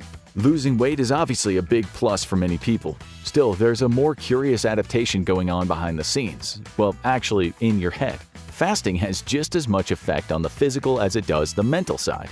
One of the more unique aspects of prolonged fasting is an increase in not only satiety, but well-being as well. This sense of euphoria is what has led some to attach fasting to a spiritual aspect. Regardless, it is widely reported, very widely. Reports have estimated that 93.2% of participants in prolonged fasting report an increase in physical and emotional well-being, as well as an absence of hunger feelings. The researchers report that an absence of hunger often shocked the individuals, as fear of hunger is often a deterring factor to fasting. One large study monitored a group of individuals who partook in a fasting protocol for 4 to 21 days. During their individual fasting periods, all the participants saw a gradual increase in emotional well-being and personal well-being until the end of their fast. What's interesting is that those who started with a lower baseline tended to choose to fast for longer periods. Regardless, at the end of their session, all protocols resulted in the same level of increased well-being. This increase in well-being has a variety of mechanisms that are thought to play a role. For example, fasting seems to cause the production of endogenous opioids. In addition, the glucose to keto switch also leads to cognition, mood, motor, and autonomic nervous system function, which increases well-being. It also increases the production of a protein called brain-derived neurotrophic factor, or BDNF. BDNF plays many roles and is often associated with neurogenesis and neuronal protection. Further, it's been shown to enhance the growth and survival of serotonin neurons. Speaking of BDNF, it plays yet another role in fasting. Anecdotally, a very common report after prolonged fasting is clearer thinking or sharper thought process results. We now have a better understanding as to why. A fact of life is that as we age, our bodies deteriorate, including our brains. This process can lead one to develop a number of neurodegenerative diseases such as Alzheimer's disease, Parkinson's, or general dementia. Aging of the brain can also lead to a greater chance of experiencing a stroke. Unfortunately, research has now shown that this process can be exacerbated by living a sedentary lifestyle as well as consistently eating a surplus of calories. However, we now also know several ways to combat this deterioration, such as being involved in exercise throughout your life. In addition, challenging the body metabolically has also been found to maintain healthy brain function. One of these mechanisms is through the production of proteins, bringing about metabolic challenges that are involved in synaptic plasticity, neurogenesis, neuronal survival, memory, and learning. Of all of these proteins, the one we just spoke about is brain-derived neurotrophic factor, or BDNF. As we age, this protein sees a steady loss in sedentary persons, which is coupled with a degradation of cognitive performance. Research has shown that its decrease is accompanied by a reduction in synaptic plasticity, memory, and learning, as well as an increased risk of cognitive impairment and Alzheimer's disease. And this is where fasting comes into play. Various fasting methods, such as intermittent fasting, have been found to upregulate BDNF and improve cognitive performance. Yet another positive effect fasting has on brain health is through the gut biome. Research has shown that IF changes the composition of the gut microbiota to favor brain health. While these benefits to the brain are awesome, you aren't going to reap the benefits from one 3-day fast. Rather, you should run 3-day fasts periodically. We should also mention that fasting has the ability to both prevent neurodegenerative diseases and the onset of dementia, as well as treat these impairments. As such, if you have a fully healthy brain, you may not see or feel benefits as you already are at your threshold for a healthy brain. However, just because you may not notice improvements, you can rest assured that fasting will keep your brain healthy. With that said, when it comes to acute effects, some studies showed there might be a slight decrease in cognition tasks such as reaction. This seems to occur after 24 hours, but may only be present during the transition period. At the same time, studies are inconclusive, so the exact causes are unknown, but the level of experience likely plays a role. While your brain is benefiting from fasting, we're now going to look at its effect on your endocrine system. Human growth hormone, or HGH, is a powerful peptide hormone that plays a crucial role in growth, development, and overall metabolic function. Due to its vast array of functions, it works through several mechanisms. During fasting, HGH promotes the breakdown of fat, lipolysis, and the release of fatty acids for energy. As this is a primary mechanism of fasting, it stands to reason that human growth hormone will increase during a 3-day fast. Actually, it doesn't even need 3 days. Studies have found that HGH can increase in just 2 days of fasting.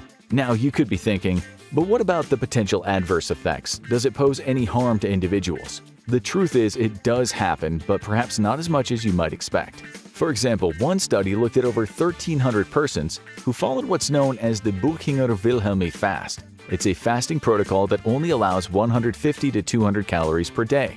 During this period, there were fortunately no deaths or permanent effects. However, there were 2 hospitalizations: an elderly man with coronary artery disease who had a myocardial infarction, and a 67-year-old woman who experienced vomiting, diarrhea, and dizziness. Other than that, the most common disorders were sleep disturbances, seen by 14.94% of patients, fatigue by 13.7%, dry mouth by 8.84%, back pain by 7.43%, and hunger affecting 6.81%. In total, there were 22 mild symptoms and 8 different serious side effects. So, as you might imagine, fasting does carry some potential adverse effects, so it's not something to take lightly. However, with some preparation and planning, the risk of a serious event is quite small.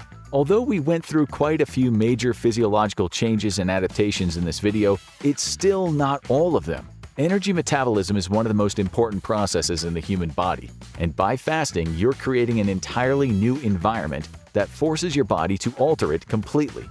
That's going to have a profound effect. It's probably safe to say that fasting will have an effect to some magnitude on just about every system. For example, we also have research to show that fasting has positive effects on the immune system as well as your cardiorespiratory system.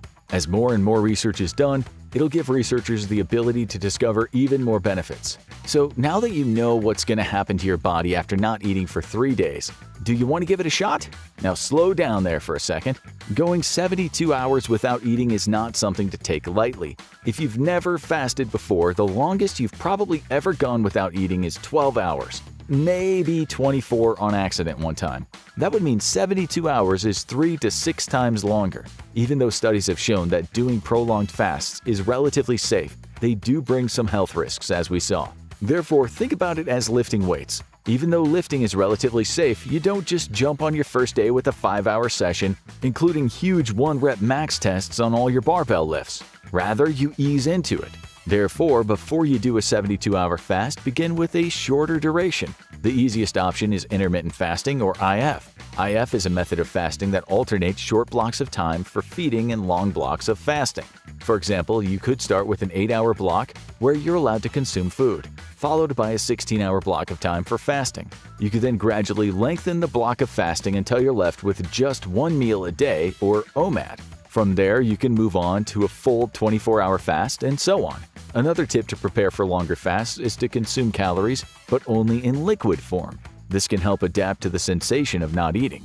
In addition, you can practice by consuming a minimal amount of calories. For example, for your first 3-day fast, consume just 1,000 calories per day. On your next one, consume 750 calories, and then so on. Slowly adjust to fasting for longer periods of time. As you can see, there are multiple methods you can use. If you choose to try fasting, we wish you success and only ask that you perform a fast that you're safely able to do. And let us know how it went. Have you ever seen this before? Guys with a literal timer on their watch set to go off every few hours to remind them to eat their protein? They do this to ensure that they never see the slightest little dip in muscle protein synthesis throughout the day. But with a big emphasis on the day part. Things change at night since there is this huge 8+ hour block of time that's been ignored in terms of protein intake. That is, until now. Recently, researchers have looked into this overlooked time frame and have made some pretty interesting discoveries, and now we have the answer to how you could actually grow more while you sleep with pre-sleep protein. Our muscle mass is in a perpetual state of tug-of-war between two processes that dictate if we gain or lose muscle mass: muscle protein synthesis, or MPS, and muscle protein breakdown. Muscle protein synthesis, or MPS, is the technical term for the process of building new muscle. While usually associated with building new muscle, it's always occurring to facilitate our protein turnover rate. Just like every other cell in the body, our muscle cells must renew themselves to stay healthy. This is one of the reasons why everyone needs to consume protein regardless of whether you work out 6 days a week or just watch Netflix every day. When we consume protein, it's digested and broken down into its individual amino acids. These amino acids have many jobs, but the most important is triggering MPS, causing a transitory spike. Amino acids are brought in to rebuild muscle, and voila, you have more muscles. Resistance training will also increase the rate of MPS by way of mechanical stress and the accumulation of metabolites. It's for this reason it's suggested to consume a post-workout meal full of protein and amino acids, as the body is in a more favorable condition for muscle growth. But whether it's from training or the consumption of protein, MPS is spiked, creating an anabolic environment that favors the growth of muscle. However, when our MPS levels drop, we're at a risk of losing muscle, especially if muscle protein breakdown increases. It's this struggle that's made the topic of food timing so popular, with the goal to maximize the amount of time our bodies have positive levels of MPS. In a nutshell, food timing refers to the practice of consuming your nutrition at specific times to enhance its beneficial effects. It can include numerous elements such as carb loading, but for this video we're only concerned with the timing of our protein ingestion. As mentioned, when you consume a protein-rich meal or a protein supplement, it's broken down and your bloodstream is flooded with amino acids, which creates a transitory spike. Depending on the protein source and the ingestion with other macronutrients, an MPS spike rises quickly and then gradually returns to baseline in 3 to 5 hours. As our goal is to have a consistent rise in MPS, we risk a drop by waiting too long between our feedings. Therefore, instead of eating all of our protein in one sitting, the most popular strategy of consuming protein is to spread it out equally throughout the day. The objective is to provide an overlap of the spikes from the individual protein feedings. While there's no consensus, this is the general strategy suggested by most sports researchers and institutions, such as the International Society of Sports Nutrition. Their stand on protein suggests the consumption of at least 20 to 25 grams of protein, around 0.25 grams per kilogram per meal with each main meal, with no more than 3 to 4 hours between meals. This would equal around 4 to 6 servings per day. For example, if you need to eat 150 grams of protein, you might eat 5 servings of 30 grams of protein spaced out every 3 hours. This allows you to generate a steady spike in MPS throughout the day. But what about the night? That's where the issue of sleep comes into play.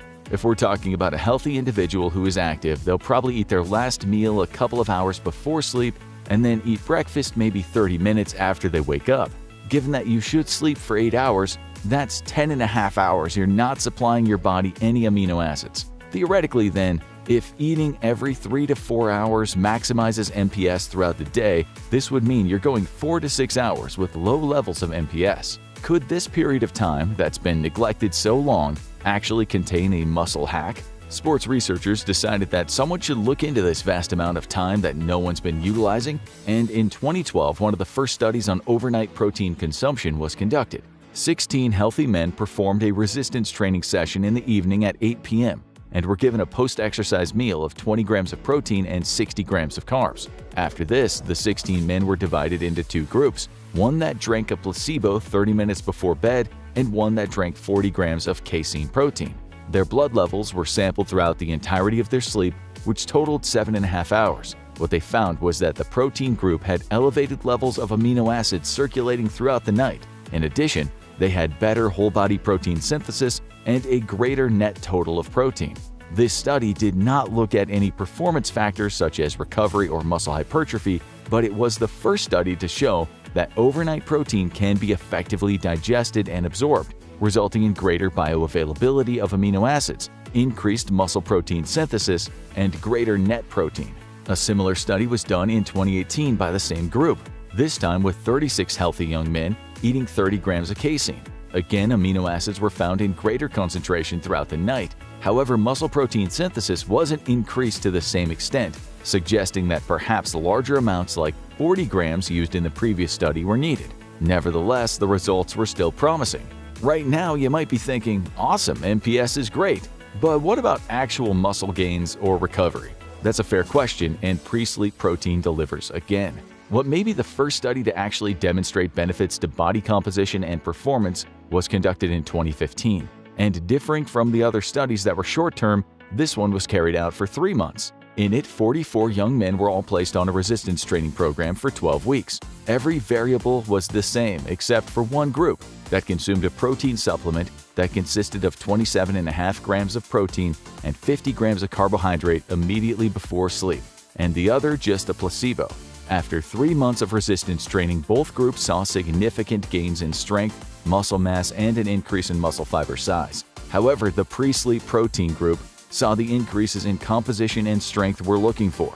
The cross-section area of the quadriceps of the placebo group saw an increase of 6%, while the protein group saw an increase of 10%. In addition, the protein group also saw a significant increase in type 2 muscle fibers. Type 2 muscle fibers are those responsible for generating high amounts of force for a short amount of time, as seen in weightlifting and sprints. Strength-wise, the protein group experienced greater results in strength across a multitude of exercises, including leg press, row, and overhead shoulder press. Yet another study from 2021 found that pre-sleep protein resulted in significantly greater perceived recovery compared to that of a placebo after resistance training.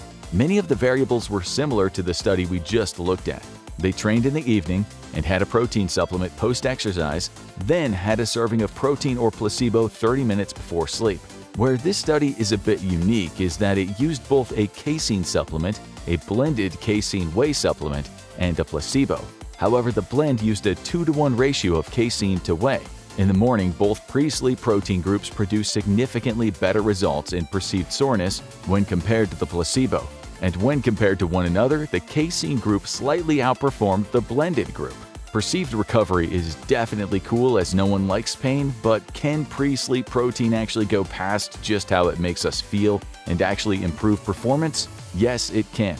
While not lifting weights, professional soccer players see a large amount of muscle damage from their matches. In fact, it can be so intense they actually experience drops in performance for several days after a match. During this time, players often report losses in strength, power, and sprint performance, while also experiencing muscle soreness and discomfort.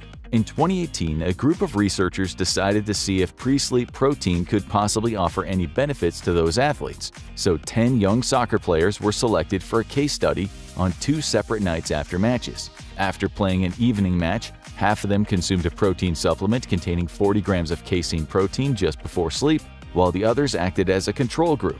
Upon waking, they were tested on several different outcomes to determine if their pre-sleep supplement could lead to greater performance. To figure out if there was a performance gain, a counter-movement jump height was one of the variables tested, which is a vertical jump test for height. An athlete will quickly drop to a self-selected depth and then jump as high as possible. Results show that the placebo group demonstrated a moderate deficit, while the protein group only demonstrated a small deficit. In terms of reactive strength, the placebo group was greatly affected until 60 hours post-exercise. The protein group only saw some trivial changes from the start. Both groups experienced muscle soreness, but the protein group reported much less at just the 12-hour mark. Now here's where it gets really interesting. In the soccer study, both groups consumed a post-exercise meal, and since in this case the exercise was an evening soccer match, they both had a nighttime feeding. So, shouldn't the control group have seen the benefits of nighttime protein? The difference was that the test group consumed their additional protein supplement 30 minutes before sleep. This suggests eating your protein a few hours before bed isn't enough. Instead, it seems that pre-sleep consumption less than 30 minutes before sleep is the key to providing excessively greater benefits throughout the night. So far, we've seen that pre-sleep protein can benefit both strength and team sport athletes. Now let's take a look at its effects on endurance athletes. In 2023, 36 healthy young men performed an hour of endurance exercises from 7:45 p.m. to 8:45 p.m. In addition, they ate an earlier dinner plus a post-exercise meal.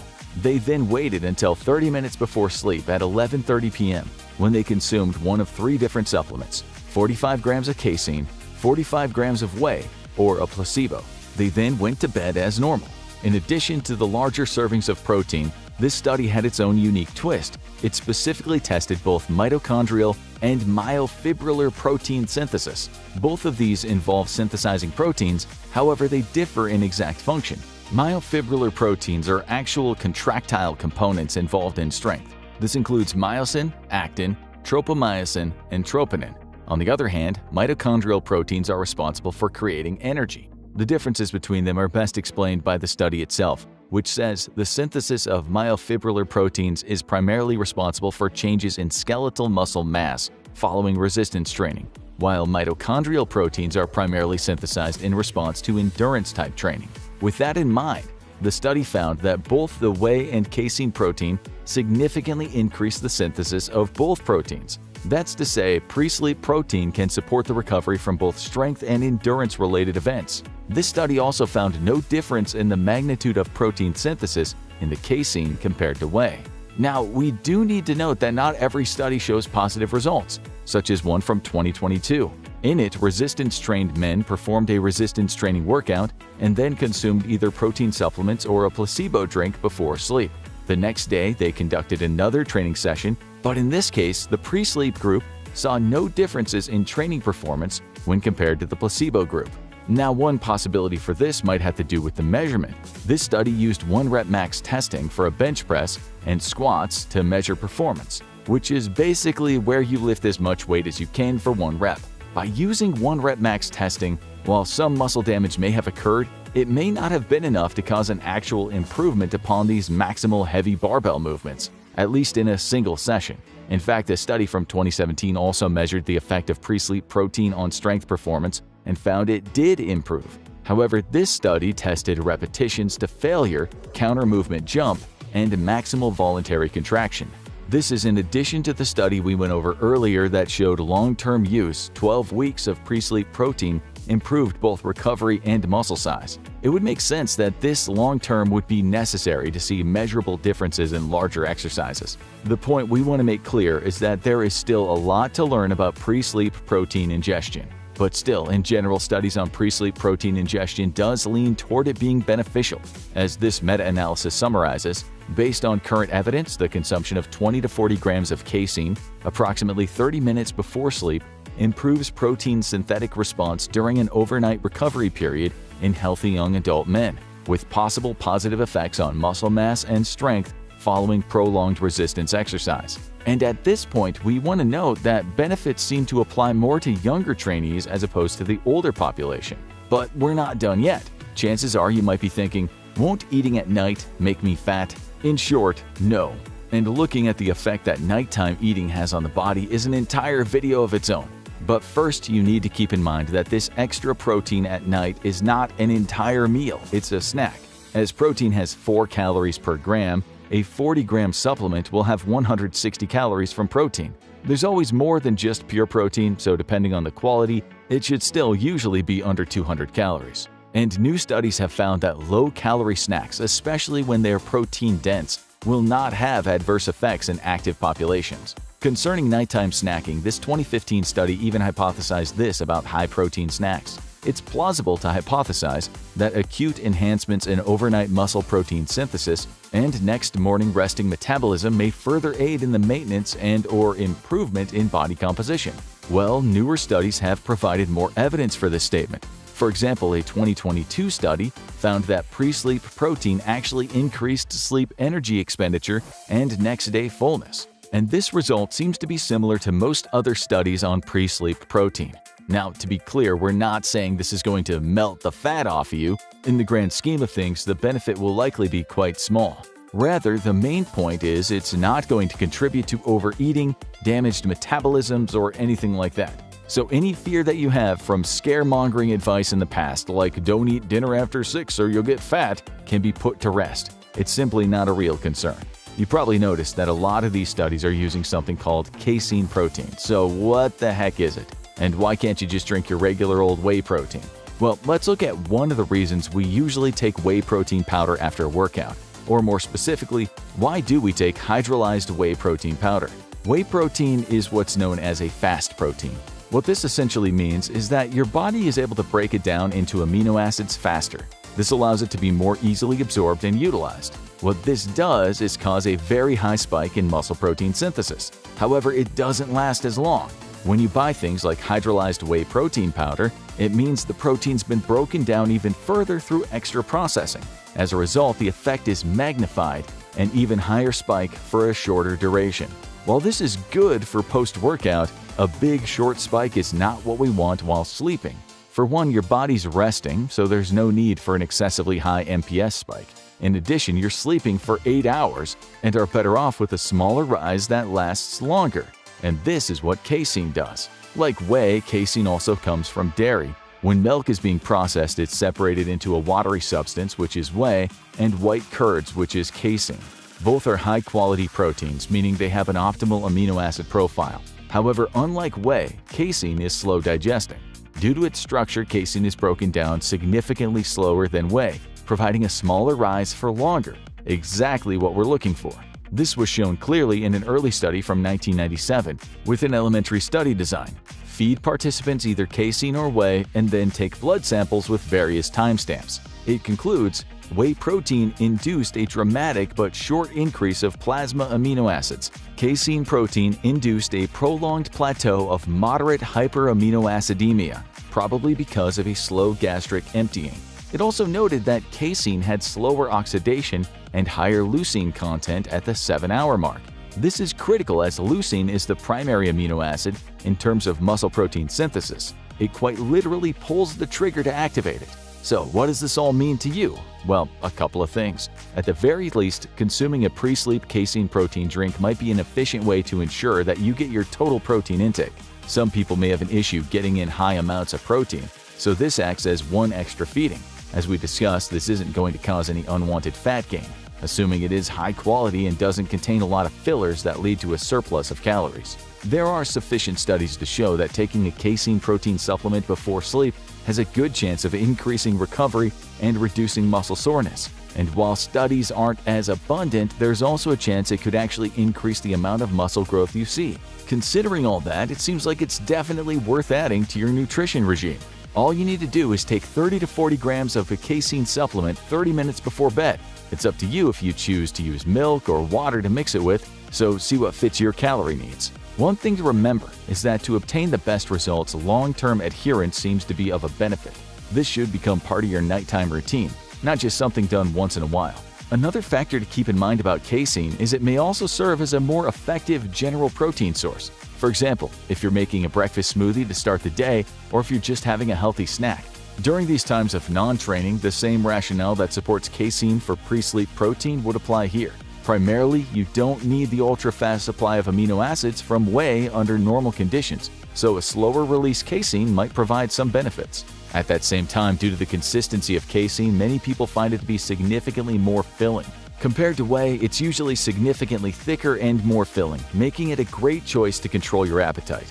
If that sounds interesting, you might want to try it and see for yourself. And don't worry, there's definitely still room for whey as your optimal post-workout protein source. Pre-sleep protein could possibly be the easiest hack there is to improve muscle recovery and muscle growth. And after reviewing all the studies, it seems as if there's a greater chance of seeing benefits than not. Luckily, working it into your routine cannot be simpler. Just drink a protein shake right before bed, and in return, you could unlock gains that were once neglected while you slept. Going to the gym can be the healthiest habit you ever pick up, as long as you do it right. Carelessness and fatigue are just two factors that can cause injury when you're working out. And if you're not careful, you might never work out again. This video is going to share with you the most common dangers in the gym and, more importantly, how to avoid them. You're going to learn the most effective way to reduce your injury rate by 10%. Before the making of this video in late 2023, there was a horrific weightlifting accident caught on tape that became viral. A 33-year-old bodybuilder from Bali by the name of Justin Vicky was performing heavy back squats. He was attempting a 210-kilogram squat, about 462 pounds, when tragedy struck. With a single spotter behind him, Justin began the descent of the squat. Everything was going fine until he hit the bottom of the lift and attempted to come back up. That load proved too heavy, pinning his body in a deep squat position. He then fell back to a sitting position with his head tucked into his chest. From here, the barbell rolled across his shoulders, neck, and head, which powerfully thrust his neck forward. This resulted in his neck snapping, while the nerves to his heart and respiratory systems were compressed. Unfortunately, Justin shortly succumbed to his injuries. What made this even more tragic is that Justin was an experienced lifter who was said to be careful in the gym and preached against ego lifting. What this proves is that anything can happen in the gym to anyone. In fact, it's often experienced lifters that become complacent with safety. In general, weightlifting is a relatively safe sport when compared to other sporting activities. Overall, weightlifting has an injury rate of 1 to 2 injuries per athlete per year, or 2 to 4 injuries per 1,000 hours of training exposure. Compare this to male soccer players' experience at a rate of 8.1 every 1,000 hours. When looking at the numbers in more detail, we're able to find different variables that seem to increase the chance of injury. For example, different styles of weightlifting tend to be more susceptible to certain injuries. Strongman competitors tend to be at a significantly greater risk of bicep injuries, while Olympic weightlifters tend to have a higher propensity for knee injuries. At the same time, men are 7 times more likely to experience an injury, as well as those older than 28 years old and those who spend more than 3 hours in the gym a week. While interesting, we can't do a lot about our sex, age, the amount we train, or the sport we train. We can only keep these in the back of our minds to be more aware. The good thing is there are plenty of variables we do have control over. This video will go over those. These are the top factors that increase the chances of injuries, including habits in the gym, habits outside the gym, and general safety protocols. Paying attention to what we cover will greatly increase your chance of injury-free training this year. Where do injuries occur? One of the biggest ways to stop injuries is to know which areas are more prone.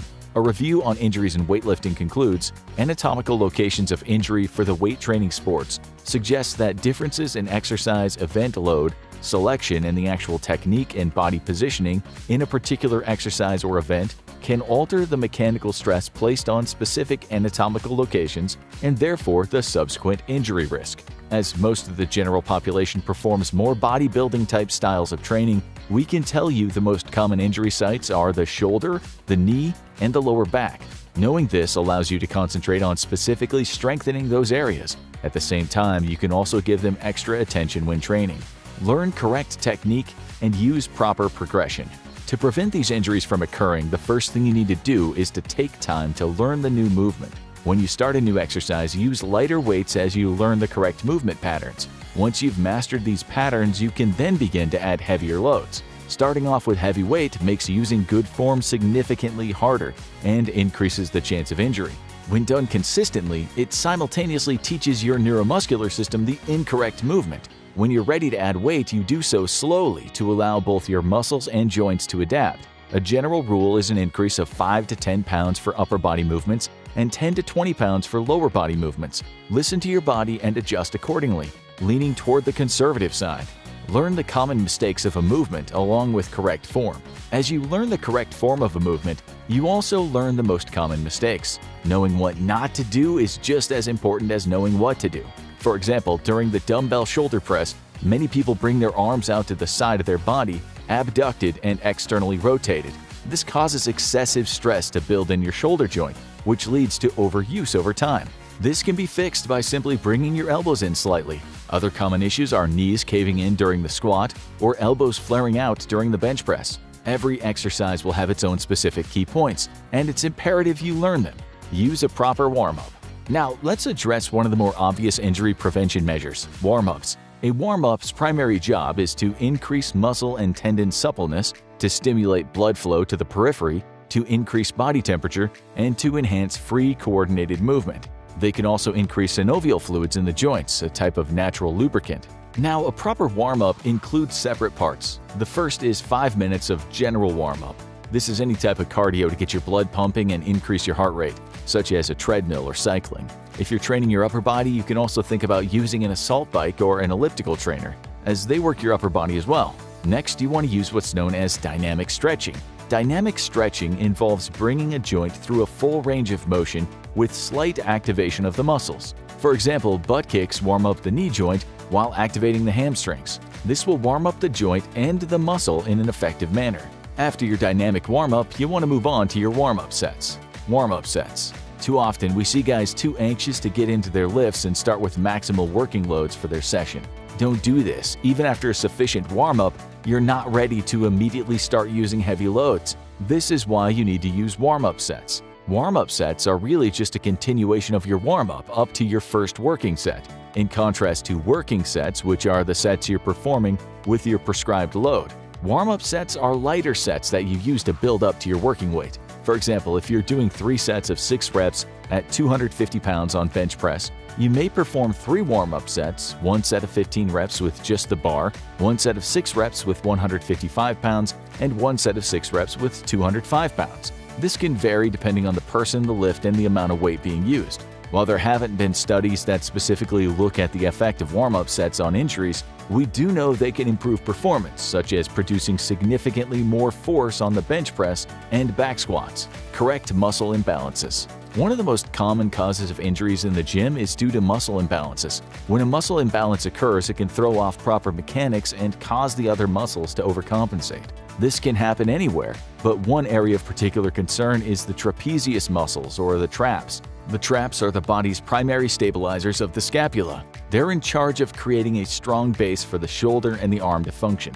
When these muscles are weak, they create a weak base, which results in overuse and pain in either the shoulder or the elbow as they become overactive to correct the imbalance. For example, case studies have shown how simply strengthening the trap muscle of patients with prolonged elbow pain has been successful at eradicating the pain. Their pain went from a score of 41 to 0. Another common fix is grip strength. Many people ignore their grip, as it's not necessarily the most glamorous muscle. However, weak extensors or flexors are a common cause of elbow pain, as it forces you to overcompensate. Realize the body operates as one long chain. Ignoring a muscle at any part of the chain will force the other locations to compensate, which will eventually lead to injury. Everyone will have their own personalized needs. However, the easiest way to solve this problem is to follow a structured program that gives equal work to all muscle groups and all major movement patterns. Add mobility training. Mobility is another term that tends to be thrown into the mix with flexibility, yet is distinctly different. The best way to think of mobility is flexibility with function. For example, being able to touch your toes requires flexibility, while holding a loaded barbell overhead and doing squats requires mobility in the shoulders and the thoracic spine. Studies show a clear relationship between adding mobility training to one's training and a reduction in injury. By maintaining high levels of mobility in all your joints, you ensure a solid base where no joint will be placed in a compromising position. Get plenty of sleep. Lifters need to sleep. Putting injuries aside for a moment, sleep is the most powerful recovery method we have. During this time, your body releases hormones and puts you in a state for optimal recovery. Missing out on sleep has been shown to increase fat storage, decrease muscle gain, and cause a deficit in performance. However, we now know that lack of sleep decreases cognitive function, including executive function, attention, learning, mental performance, and mental health. All of these can lead to injury. So, how much sleep is enough? More than you might think. Studies show that less than 7 hours of sleep on a consistent basis increases the chance of injury in athletes by 1.7 times. This risk can dramatically increase with a greater reduction in sleep. For example, multiple nights of insomnia puts athletes at a 14.6 times greater risk of concussion. These injuries can be due to decreased strength, slower reaction time, poor coordination, or general clumsiness. Further, lack of sleep generally decreases mood and increases anxiety, which can lead to poor decision-making. Now, the numbers we just spoke about were specifically speaking for athletes. which isn't exactly the same as lifting weights in the gym.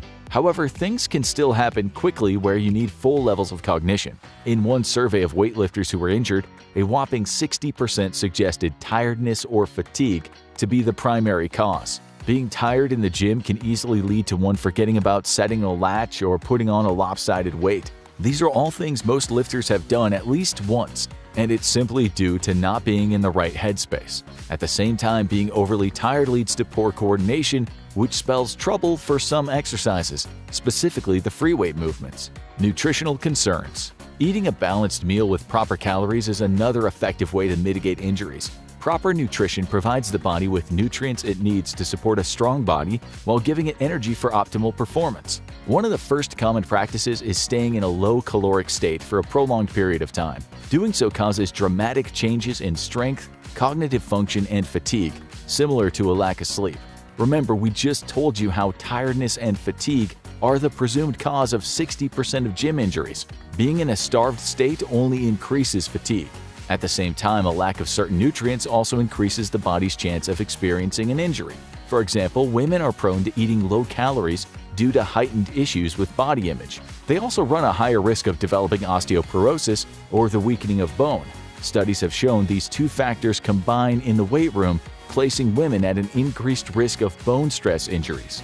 A quick summary of other common nutrients to be mindful of are protein intake, vitamin C, D, copper, omega-3 fatty acids, or calcium for the prevention of injury to bone, muscle, tendon, and ligament health. This is a significantly more complex issue to thoroughly explore in this video, but be sure to concentrate on eating whole foods. These are simply real foods such as chicken, beef, eggs, fruits, vegetables, etc.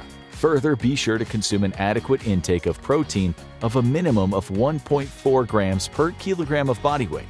However, aim to hit 1.6 to 2 grams per kilogram for optimal recovery. Use deloads appropriately.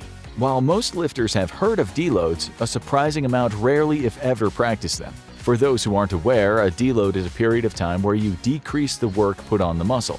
Most scheduled deloads are for 5 to 7 days and occur every 4 to 6 weeks. One of the excuses many guys use to not deload is a loss of gains, as if their body will deteriorate or shrivel away if they don't hit the gym for a week. While it's a funny thought, we understand the mentality. The good thing is that while building muscle is hard, maintaining it is pretty easy. A study found performing just one set to failure per muscle group per week is enough to maintain muscle mass for 32 weeks. You're not losing gains taking a week off, and will likely come back stronger while being injury and pain-free. Therefore, if you hit the gym consistently for 6 weeks, you should seriously consider taking a week off. This allows the body time to fully recover and alleviate any buildup of fatigue. One method is to use the same program, but cut the weight by 50%. You can also spend the time concentrating on mobility or other low-intensity work. Use proper spotting. When a spotter is needed, many guys will call a random person in the gym or a friend. While this is convenient, it doesn't take long on YouTube to find plenty of spotter fail videos. That's because spotting is actually a skill that requires constant attention. For example, with a back squat, the spotter will not be able to control the weight with their hands on the bar. Therefore, the spotter should come behind the lifter and place their arms under the armpits of the lifter. If a lifter begins to fall, the spotter hoists the lifter, pulls the chest back to prevent the lifter from falling forward, and helps the lifter stand. On bench press, the spotter requires experience so they can read things such as bar speed and effort to know if a lifter is going to need help. With ultra-heavy weights, it might be even appropriate to have 3 spotters, 1 in the middle and 2 on either side of the barbell. This will allow all 3 to catch and lift the load in a balanced fashion. The point is that spotting is a skill and it needs practice. For this reason, another, perhaps better option is to use safety bars instead. These are bars that you can place at various heights in a rack that'll catch the bar if needed. For example, if doing squats, measure how far the bar goes at depth, then place the safety bars just below that. If you do miss a lift, you can simply lower the bar until the safety bars catch the barbell. This would have prevented Justin's tragedy. Consider lifting gear. One option for weightlifters is to use weightlifting gear. This can include a weightlifting belt, knee sleeves, elbow sleeves, and wrist wraps. All of these have the potential to reduce injury by different mechanisms. For example, weight belts allow a lifter to increase intra-abdominal pressure, which reduces spinal loading during lifting. Wrist wraps act as a sort of brace to maintain a solid wrist joint. and sleeves help keep a joint warm while offering some assistance. However, for those to work properly, they must be used correctly, as many general lifters are unaware of their proper use. Wrist wraps go around the wrist to minimize wrist movement. Many lifters will actually wear them below the wrist, which offers no support. Sleeves go over the joint where the main concern is a snug fit. Weight belts should be worn around your belly button and tightened as you breathe in. This allows you to press against the belt to create a greater intra-abdominal pressure with what's known as the Valsalva maneuver. This provides greater core strength and helps protect the spine. A few tips. There are a plethora of reasons why your body might hurt during exercise. However, here are 3 tips for some of the more commonly reported aches and pains. If your shoulder is prone to pain, switch to dumbbells as they allow more mobility in the shoulder compared to a barbell. Bring your elbows inward slightly during your overhead pressing to relieve pressure in your joint. During horizontal pressing, keep your elbows tucked. Also, a landmine press works great. If you're prone to elbow pain, try using a neutral grip. This takes the pressure off your extensors and extenders, which in turn relieves pressure from your elbow. If your knee already hurts, stay away from exercises that bring your knee forward. To be clear, these exercises aren't bad for your knees. However, if you do have knee pain, it can cause the pain to flare up. For example, many lifters report pain subsides by performing reverse lunges rather than lunges. You can also concentrate on concentric movements only, such as deadlifts. Continue training in this manner until your joint heals, and gradually increase the range of motion and load. As always, if something hurts, stop and never work through pain. Application. The very first thing you want to do is follow a properly structured program. If you have the resources, seriously consider buying one from a qualified coach. Before you start using heavier loads for the exercises, be sure you spend the time needed to familiarize yourself with them. Pay attention to using proper form as well. Further, be sure to include mobility work in your program. As you work through your program, use appropriate progression to increase the intensity, keeping your own personal needs in mind. A good rule is to increase the load no more than 5 to 10 pounds every week for upper body exercises and no more than 10 to 20 pounds for lower body exercises. Go even slower if you can. At home, remember to eat a diet that consists of primarily whole foods, and don't go on any extreme diets with crazy calorie deficits. If you must, for whatever reason, become accustomed to it before exerting high amounts of energy in the gym. At night, aim to get at least 7 hours of quality sleep.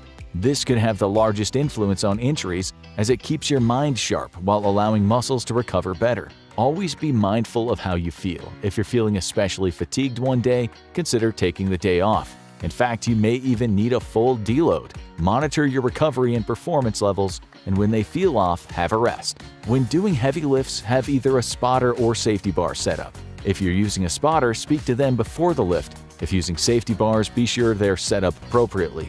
If you decide to use gear, take the time to learn how to wear it properly. A little time spent on proper usage can save you from injury later. And always, simply be mindful about what's going on around you. Anything can happen, and often you'll only have a fraction of a second to respond. The first time we went to a gym, we worked with a personal trainer. They asked what our goal was, which was of course to get shredded. So we replied that we wanted to gain some muscle while losing fat. The trainer stepped back and said, "Yeah, that's not going to happen. You can't lose weight and gain muscle at the same time." What a bummer. But how many times have you heard that from someone? It's impossible to build muscle and lose fat at the same time. Well, we have good news for you. Yes, you can, and this video is going to show you how you can run a successful body recomposition. And it's actually not that hard. In fact, there's just 3 key points to follow, so here we go. In the past, the term body recomposition was rarely ever mentioned. It refers to the process of losing fat and gaining muscle at the same time, and has been considered the holy grail of training. However, all the serious lifters knew this was just a pipe dream. To see progress, you either trained for fat loss or you trained for muscle. If you wanted to gain muscle without getting fat, you had to do it in cycles by partaking in multiple bulks and cuts. Everyone knew that. This was mainly believed since fat loss is a catabolic process, while building muscle is an anabolic one. Trying to do both at once would cause something termed metabolic antagonism, resulting in a stalemate. What's crazy is that this was the primary school of thought up until not that long ago. In fact, studies researching body recomposition don't even start to become a real thing until around 2020. If anything, a body recomposition was believed to only be possible for two groups of people. The first group are newbies. The basic explanation was that these individuals were so new to the stimuli of exercise, their bodies had stronger reactions and thus was able to have a successful body recomposition. However, as you train more, your body needs more specific stimuli to grow, and the response occurs to a smaller and smaller degree. And it goes by quick. Once you've been lifting for just a year, you can say bye-bye recomps. The second group are those with a high percentage of body fat. The theory behind this is that their body has so much excess fat, there's plenty of energy readily available. Even if they're in a deficit, the body can still access calories from the excessive stored fat. However, as their body fat percentage lowers, their calories are less accessible, meaning your body won't have the energy to build muscle in a caloric deficit. So again, the leaner you become, the harder it gets to run a successful recomposition. So was this line of thinking completely wrong? Well, actually, they were kind of right. When it comes to these two groups of people, both lifting newbies and those with high body fat percentages, they really will be more likely to see better results in their recomposition. Where the error in the thinking lies is with the idea that the other groups of people can't perform successful recomposition as well. This includes those that have a lower body fat percentage and those who have been training for longer periods of time. Now, this is where our knowledge of exercise science and body recomposition has recently grown. Later, there's been an influx of studies which show that these recompositions are not only possible, but possible for virtually everyone, even elite athletes. This means you too can run a successful recomposition and build muscle and lose fat at the same time, if you follow the guidelines we're going to give you. So get ready, because a lot of these studies are relatively new, like within just the past few years, meaning this might be the first time you've heard these conclusions. Alright, here we go. And we want you to pay special attention to this next part. We hope you're paying attention to everything, but we really want you to pay attention to this upcoming info, since we're now going to tell you what factors will determine a successful body recomposition. We're going to walk through some actual studies, assess their outcomes, and then apply the information to our training. Let's start with nutrition. Out of all the variables that will go into your recomposition, perhaps the most important aspect is going to be your nutrition. We don't say that lightly, as everything is of utmost importance. However, when we look at all the studies on successful recomps, nutrition is addressed consistently, specifically your protein intake. Upping your protein intake is probably the most important practice you'll need to adopt to support your recomposition. In fact, it seems to be the key. To see how effective it is, let's look at a study from Dr. Jose Antonio of ISSN that was performed in 2015. In it, 48 resistance-trained men and women with an average of 2.4 years of training followed an 8-week progressive program using a 5-day split. So right off the bat, you can see these weren't lifting novices. These 48 individuals were then put into two different groups, which differed only by one main variable: their protein intake. We should note they also increased their caloric intake, but we can tell you now that this did not lead to what you think it did. So the normal protein group was supposed to eat 1.8 grams per kilogram of body weight, but they actually ended up eating more protein than instructed, 2.3 grams per kilogram.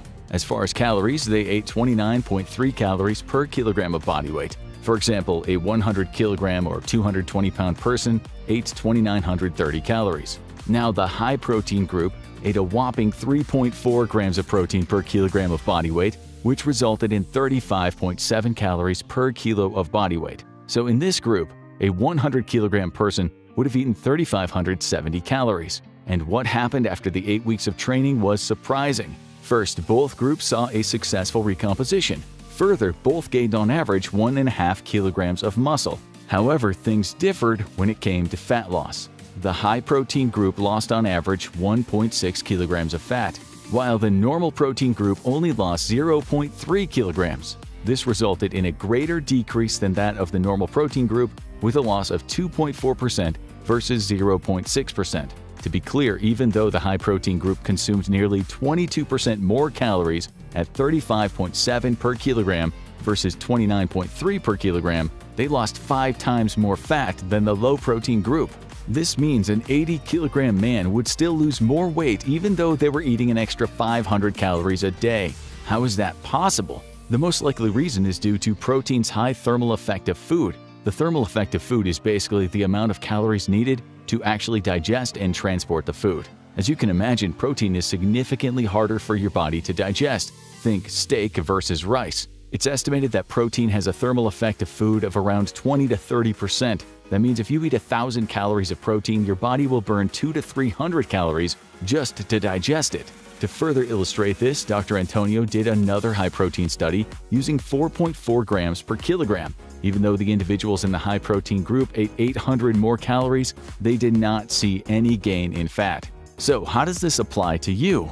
Well, while your protein intake seems to be the key part of your diet for recomposition, your training still matters. Eating a ton of chicken and steak will definitely get your protein up, but it's not enough on its own to significantly increase muscle mass. You know how hard you need to train to gain muscle under normal conditions? Well, when you're doing a recomposition, it's even harder. In 2016, Dr. Antonio performed yet another study using high-protein diets. These individuals ate anywhere from 2.3 to 3.2 grams per kilogram of body weight while following a resistance training program. However, unlike in his earlier study, these individuals saw no significant improvements in their body composition, even though they trained for a year. So why are we telling you about a study with no results? Well, that's because it actually has significant implications. Dr. Antonio addressed this contradicting result and noted one primary difference between the two studies. You see, the individuals in his 2015 study were put on a proper resistance training program which utilized periodization and progressive overload. Periodization is a method of altering the total volume and load you lift throughout your program to create different stimuli for greater adaptation. In other words, instead of lifting just 3 sets of 10 reps for exercises, you might also use 3 sets of 5 reps and 3 sets of 15 reps. In this study, they used 4 rep ranges to hit the muscle, including 3 sets of 5 reps, 3 sets of 8 reps, 3 sets of 10 reps, and 3 sets of 12 reps. The study also used progressive overload. Progressive overload is the principle that says to ensure consistent growth, you must constantly place a slightly larger demand on the muscle over time. In other words, you need to lift more weight, more reps, or more sets. In comparison, those in his 2016 study trained but were simply instructed to train, quote, as usual. In other words, they weren't using a well-structured training program. With that said, they still tracked their training, including their volume, and it's here that the researchers found out the likely cause for no improvement. There was no increase in total training volume. This is a crucial factor. Training volume is basically the total amount of work you perform in the weight room. This might be calculated as set volume, which measures the amount of working sets, or total volume, which is the summation of all the weight you lifted, found by the equation sets times reps times load. By not increasing their total volume, the study group essentially never increased the amount they lifted throughout the program. So they never put a greater stress on their muscles. In this condition, we shouldn't expect to see any increase in muscle mass. You see, volume is the most important variable that influences muscle growth. There have been dozens of studies that show a clear dose-response relationship with volume and muscle growth. If you want your muscles to grow, you have to increase your volume. Those in this study didn't. In fact, that's exactly what Dr. Antonio concluded in his study, saying, thus, one would speculate that without significant changes in the training stimulus, the mere provision of extra protein would likely not lead to changes in body composition. Therefore, don't forget the same principles apply for muscle growth when you're doing a recomposition. This means you must increase the volume on a weekly basis. If you don't, you'll still maintain your muscle mass, but there will be not enough stimuli for more growth. Now let's take a closer look at what the actual programs entailed. Going back to Dr. Antonio's 2015 study, we already discussed how it utilized periodization with progressive overload. More specifically, the trainees were put on a 5-day split with 5 to 8 exercises in each session. The exercises included your basics such as bench press, machine military press, dips, lat pull down, and back squats. Now let's look at another study from 2018, which saw a successful body recomposition with female physique competitors. This study used a 4-day upper-lower split for an 8-week program. This equated to 2 upper body and 2 lower body sessions each week. The upper body days used 6 exercises per session and included exercises such as barbell rows, overhead press, and assisted pull-ups. The lower body day used 5 exercises per session and included back squats, deadlifts, and hip thrusts. Further, it too used periodization training throughout the 8 weeks, using rep ranges of 3 to 5, 9 to 11, and 14 to 16. Now, this study also used HIIT, or high-intensity interval-style training. Participants completed a prescribed amount of 30-second maximum efforts with their choice of exercise, such as treadmill, cycling, etc. Starting with 4 rounds in weeks 1 and 2, they added 1 set every 2 weeks, ending by performing 7 sets on weeks 7 and 8. We want to point out that this study also looked at high protein. 2.5 grams per kilogram versus low protein of 0.9 grams per kilogram. At the end of the study, the participants in the high-protein group gained 2.1 kilos of muscle versus 0.6 kilograms in the low-protein group. The high-protein group also lost 1.1 kilograms of fat, while the low-protein group saw no decrease. What makes this study stand out was that again the participants were seasoned, trained physique competitors. This meant that not only were they experienced lifters, they also had lower body fat percentage. This completely disproves the belief that only noobs and overweight individuals are able to run a successful body recomp. Another factor that's going to affect your success is your sleep, so you need to get your Z's in. Now let's be clear, your sleep is always an important factor when you're training. Heck, sleep is an important factor if you train or not, which you'll soon see. However, the importance of sleep is multiplied when running a body recomposition. To see how much of a role sleep plays in your body composition, pay attention to this eye-opening study from 2018. In it, 41 overweight individuals were put on an 8-week calorie-restricted diet, which equaled about a 30% reduction in their baseline calories. Everything was similar, except one variable. You guessed it, their sleep. One group had a normal amount of sleep, while the other sleep was cut short, but not by that much. They probably didn't want the study to be too cruel, so the sleep restriction group simply missed out on 1 hour of sleep of their baseline, which equated to about 6.5 hours of sleep. However, what's interesting is that this was only for 5 days a week. The other 2 days they were allowed to sleep as much as they wanted, which equated to about 1 hour longer than their baseline, or 8.5 hours. This was to mimic real life and the idea of catching up on the weekend. What they found was that both groups lost the same amount of body weight, 3.2 kilograms. However, what is crazy is where the weight came from, since they didn't lose weight in the same ways. The median proportions of fat loss was 83% for normal sleep and 58% for sleep deprivation. That means that the normal sleep group showed a significantly greater ability to burn fat while they slept. On the flip side, the median proportions of lean mass loss was 17% for the normal sleep group and 39% for the sleep deprivation group. That means you could expect to burn twice as much muscle if you're sleep deprived. When put together, this means that getting normal sleep primes the body to preserve muscle and burn fat.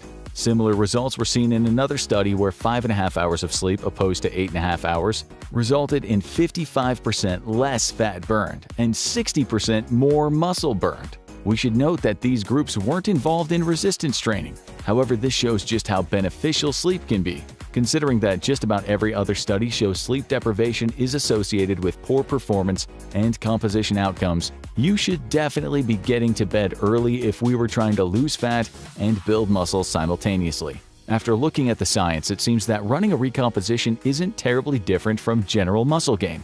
The primary difference is the high amount of protein you eat and the overemphasis of progressive overload. The thing is, when we say high protein, we mean higher than normal protein intake for bodybuilders, which is already considered high. But we have some specific tips that'll benefit anyone, not just professionals and competitors. Remember that when people ate protein in the amount of 2.3 grams per kilogram of body weight, they would still have a successful recomposition. However, eating more, upwards of 3.3 grams per kilogram, produce significantly better results. Therefore, you should try to maintain as high a protein intake as possible, but try to make 2.5 grams per kilogram your minimum. This is the amount used in the study with the physique competitors. Doing so is going to take more intention on your part. Getting in this much protein can be tough, so make sure to use a high-quality protein powder to aid in your protein intake. In addition, also consider taking advantage of a pre-sleep protein shake. Not only will this increase your overall protein intake, studies show that consumption of 20 to 40 grams of casein approximately 30 minutes before sleep will improve recovery and possibly aid in greater muscle growth. The reason casein is mentioned specifically is it's slow digesting. This results in a longer, steady, heightened rate of muscle protein synthesis as opposed to whey. This protein should then be divided into 4 to 6 feedings across the day. This will ensure your body has a steady flow of amino acids to aid in muscle recovery and prevent any breakdown of muscle. Second, get your calories right. For normal weight loss, the guideline is to eat a 300 to 500 calorie deficit. However, this is when losing weight is your primary goal. When it comes to a body recomposition, prescribing calories gets a bit more nuanced. If you're able to maintain very high levels of protein, you can theoretically get away with eating more calories. Remember Dr. Antonio's study. The higher protein group ate an extra 6.3 calories per kilogram yet still lost more weight. However, we can also anecdotally look at what happens when new trainees and overweight people do a recomposition. These groups are generally in a caloric deficit, but their body's able to still build muscle. Therefore, when you start, stay in a deficit, but toward the lower end, like 300 max. Like always, you will then need to assess your weight and composition as you move forward to see if you need to make adjustments. A quick note on tracking your progress. It's going to be tough as you'll need access to some sort of body composition testing, but this is the only way to actually tell if weight fluctuation is coming from muscle gain, fat loss, fat gain, etc. And if you do have access, be sure to use the same machine every time you test. Third, utilize a proper resistance training program. This primarily means using a program that emphasizes progressive overload by increasing your weekly training volume. In addition, the two studies we talked about focused on using bigger compound movements: bench press, chin-ups, squats, overhead press, etc. Make this the majority of your training. Also, don't forget that we looked at two successful studies that both utilized periodization. Unfortunately, as of to date, there are no studies that have compared different training methods in recomposition. For example, periodized versus non-periodized. So we can't say for sure that a periodized plan will definitely work better. However, we can say a periodized plan was successful in multiple studies. But keep in mind that running a recomposition will take time. It's a slower process, but it cuts out the need to bulk and cut. It makes it very useful for anyone who hates the yo-yoing of bulking and cutting, or if there's anyone who just really doesn't want to gain weight in bulk. Regardless of your reason, the successful body recomposition cuts out all the extra steps. It may take some time to see how your body responds and how much control you have over your protein intake. However, once you do, it's bye-bye to the endless cycle of bulking and cutting, and hello to a bigger and more shredded body simultaneously. You will never see a more significant transformation than in your first 365 days of training. Your muscles are simply primed for growth. This glorious time of unsubstantiated growth has been termed newbie gains and will be unmatched for the rest of your lifting career. But to what extent can you really expect your muscles to grow in your first year of lifting? And are there ways you can maximize your potential? We'll explain this period of awesome gains in greater detail and provide specific answers to both those questions. Why do you want to start going to the gym? It's the first question most trainers ask. But honestly, we don't even need to give you time to think, as we already know the answer: to get big. If you're like the vast majority of lifters who have given themselves this new goal in life, one of your primary reasons to even start lifting is to grow muscle. But how much can we reasonably expect to grow in 1 year? To answer that, let's first start with a short story. In 1973, a man named Casey Viator joined one of the craziest studies in sports science that we've ever seen, called the Colorado Experiment, where Arthur Jones, the inventor of Nautilus training equipment, conducted a 28-day study to prove that rapid muscle hypertrophy was possible. In it, a group of men trained every other day using a special program. This program included performing one set of 10 to 14 different exercises. Each set was done to complete failure, which is where you can't even complete even a single repetition at the end of each set. After the study, Casey had gained an astonishing 63 pounds of muscle. You heard that right. It's reported that Casey had gained 63 pounds of muscle in just 28 days. So does this mean you can expect to see those same results? Well, probably not. Depending on who you ask, this story is either a testament to dedication or a simple example of great marketing. And even if it was true, it would be a 1 in a billion experience. Still, thanks to social media and influencers, we are constantly bombarded with absolutely insane body transformations that spew out completely unrealistic numbers. Those bogus claims lead to many starting their fitness journey with the expectation that they'll be gracing the covers of fitness mags in just 365 days. If putting on muscle was as easy as putting on fat, that might be true. Unfortunately, it's not.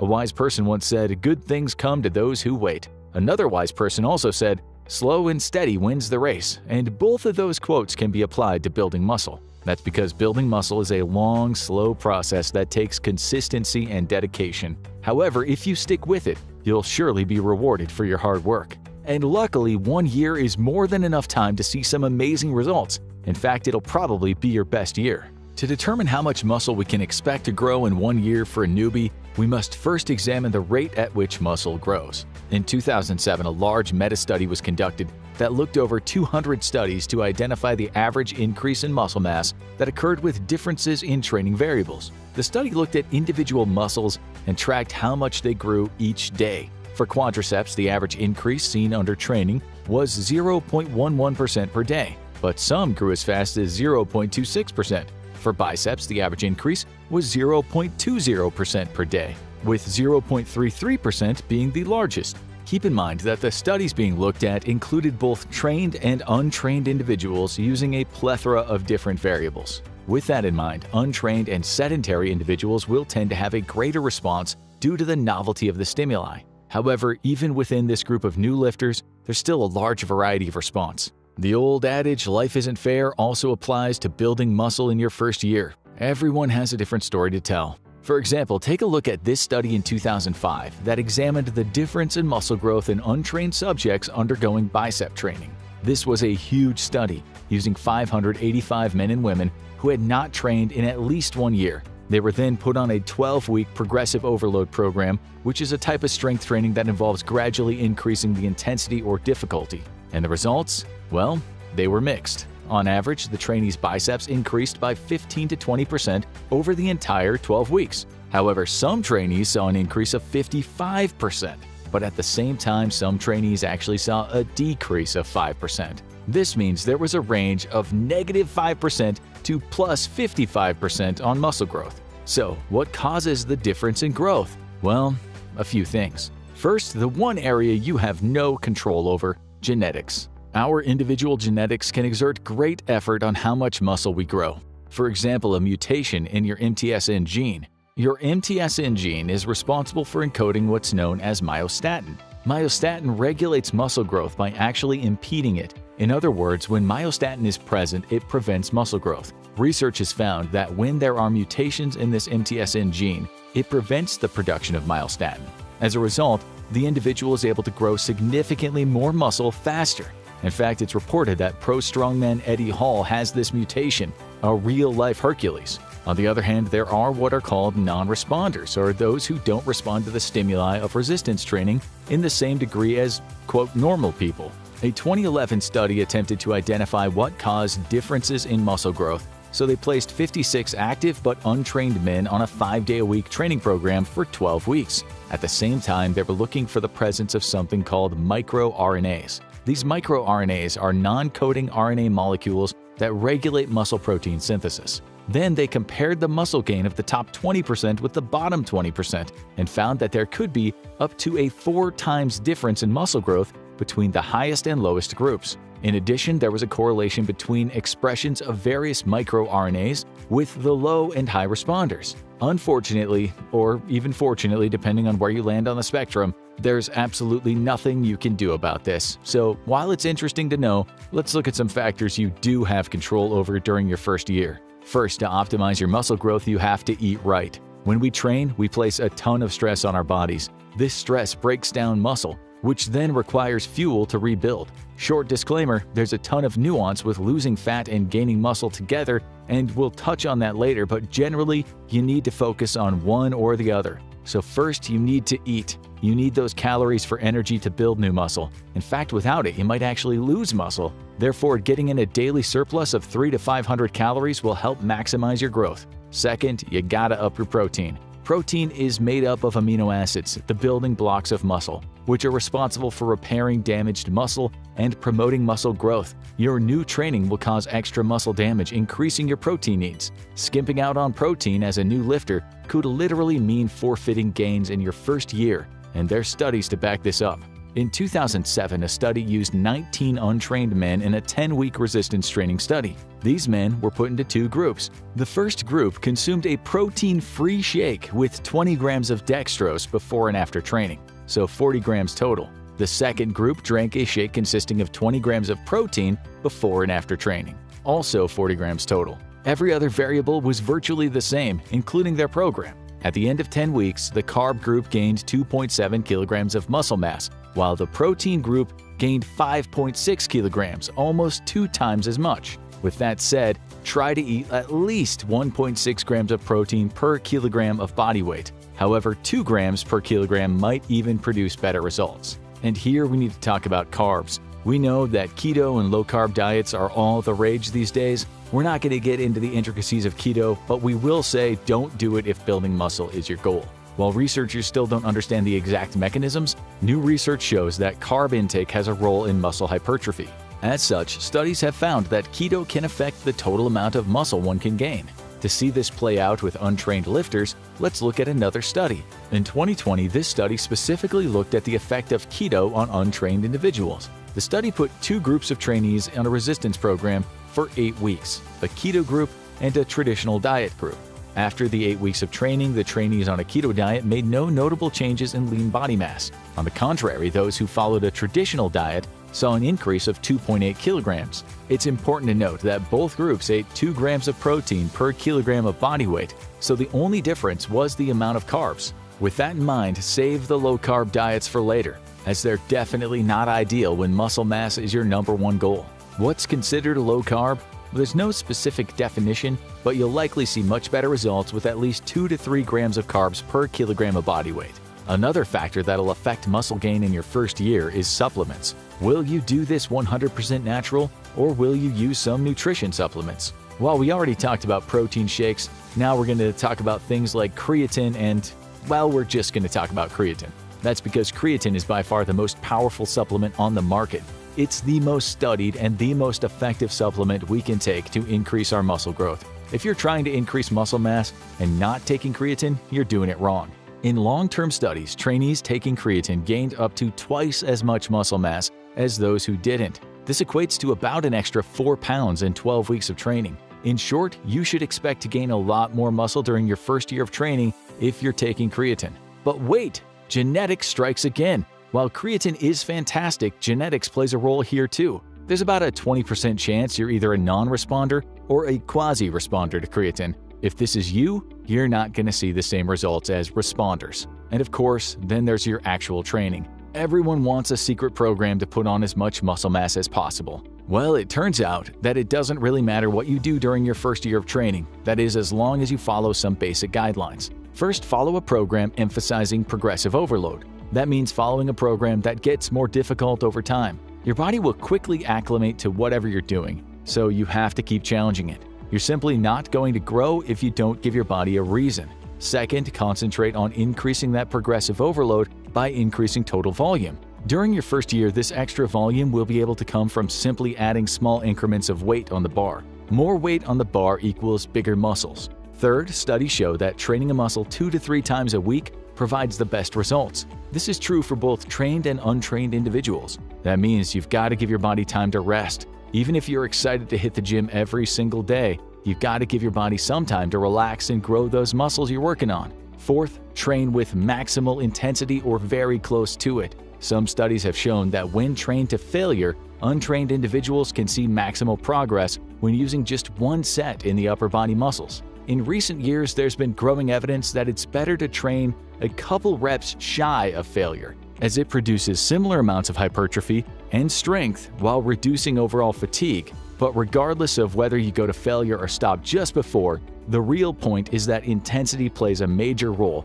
especially in untrained lifters. And fifth, stick with compound movements your first year. That means exercises like squats, bench press, and deadlifts. Multiple studies have shown that when training appropriately, a single joint exercise like seated leg curls provide no benefit to a training program for novice lifters. On the other hand, compound exercises not only decrease the time needed, they also elicit greater gains in strength. So, we're not saying don't ever use isolation, but focus on using compound movements to make up the majority of your program, especially during your first year. So we just reviewed some of the factors that will affect your muscle growth in your first year. But what does all this mean for us? We've mostly been focused on those looking at gaining muscle in their first year. However, we know there are a lot of people who want to lose fat while gaining muscle when they first start training, what we call a body recomposition. In the past, it's usually been thought that this can't happen. However, there are an increasing amount of studies that show this is actually possible. This is especially true during your first year of training. As a new lifter in your first year, the stimuli of the weights will be completely new, causing a massive response. For example, in 2006, a study using recreational bodybuilders showed a 10-week program resulted in a gain of 5 kilograms of muscle mass while decreasing 1.5 kilograms of fat. Remember, these men were novices, not completely untrained, which suggests that 100% untrained could see even better results. As long as you don't eat an excess amount of calories, you can probably expect to see a loss of fat on some level. This will largely depend on your starting body fat percentage. However, just be sure you stick with one goal for your first year. Don't try to get huge and shredded for that first summer. If you're really concerned with dropping fat in your first year, we recommend you eat an even higher amount of protein, since the one common variable in most studies that show a successful body recomp is high protein. Dr. Jose Antonio from ISSN did a fascinating study on just this in 2022. He used 2 groups of trainees on an 8-week program. The 2 groups were a normal protein group who received 2 grams of protein per kilogram of body mass and a high protein group who received 3.4 grams per kilogram. At the end of the 8 weeks, both groups saw an increase in fat-free mass of 1.5 kilograms. Now, what's intriguing is even though the high-protein group consumed significantly more calories than the normal group due to the additional calories from the protein, they actually had a greater decrease in body fat, with the higher protein group losing an average of 1.6 kilos of fat versus 0.3 kilograms lost by the normal group. But how long must you wait to start seeing results? Fortunately for you, this doesn't take a year. Far from it. This is important, as seeing growth can be just the motivating factor you need to keep pushing forward. You're not going to see any noticeable changes right away, as your body needs time to repair itself and grow. In fact, you'll likely see no change at all for the first few weeks. It's going to take about a month to start seeing some noticeable results, then another 1 to 2 months to see some significant changes. While that may seem like a long time to wait, trust us, it's worth it. What seems to happen to everybody is that one day they wake up, go to the shower, and catch themselves in the mirror. All of a sudden, they can see all their hard work has paid off. Maybe it's a bicep vein poking through, or your delts have a nice little cap. Whatever it is you notice first, it's one of the best highs you'll get in your lifting career. So, what's the real answer? How much muscle can you realistically expect to put on in your first year of training? Well, we've gone over quite a few different studies and saw significant gains. For example, some of the studies suggest 5 kilograms in 10 weeks, 2.8 kilograms in 8 weeks, 5.6 kilograms in 10 weeks, or 5 kilograms in 12 weeks. Those numbers fall in line with what you can expect in your first year, anywhere from half a kilogram to 2 kilograms per month, with an average of 1 kilogram per month. This means you might be able to grow 24 kilograms or over 50 pounds of muscle in your first year. Well, not exactly. Recall that there is a range in the rate of growth, and while it would be nice, those higher rates of growth won't stay consistent throughout the year. In fact, you'll only see the maximum rate of growth for the first few months. While there haven't really been any specific studies that have examined this long term, it's estimated that the maximum amount of time one might see higher rates of growth is 20 weeks, which is followed by a decrease. With that said, an increase of 20 to 25 pounds will be an average amount of muscle growth in your first year of training. Knowing how much you can gain is pretty cool, but how does it impact our training? Well, as you saw, there was a significant amount of variance in the study results. This variance is a result of the many factors that can affect your growth. While some of these you can't control, there are quite a few you can. To ensure you maximize your growth in the first year, we highly encourage you to remember a few things to maximize your gains in 365 days. First, get in a 300 to 500 calorie surplus. Second, make sure you eat enough protein, at least 1.6 grams of protein per kilogram of body weight. However, eating 2 grams might produce even better results and may even be more effective for a body recomp. Remember, no low-carb diets. Eat 2 to 3 grams of carbs per kilogram of body weight. As for supplements, if you're going to take one, take creatine. Get enough rest, including sleep, 7 to 9 hours every night. And follow a structured program that emphasizes progressive overload by increasing volume, focuses on compound movements, and trains each muscle 2 times per week. Easy, right? But whether you have that mutated MSTN gene or are stuck with regular old genes like most of us, the amount of muscle you gain shouldn't really have any massive effect on your training. Your job in the gym is to always give 100% effort and train consistently. Then, you just gotta fuel, rest, and do it all over again. If you do that, you've done your job. This repetition and consistency is the true secret of maximizing your muscle mass in year 1 of training and for all of the years beyond that first one.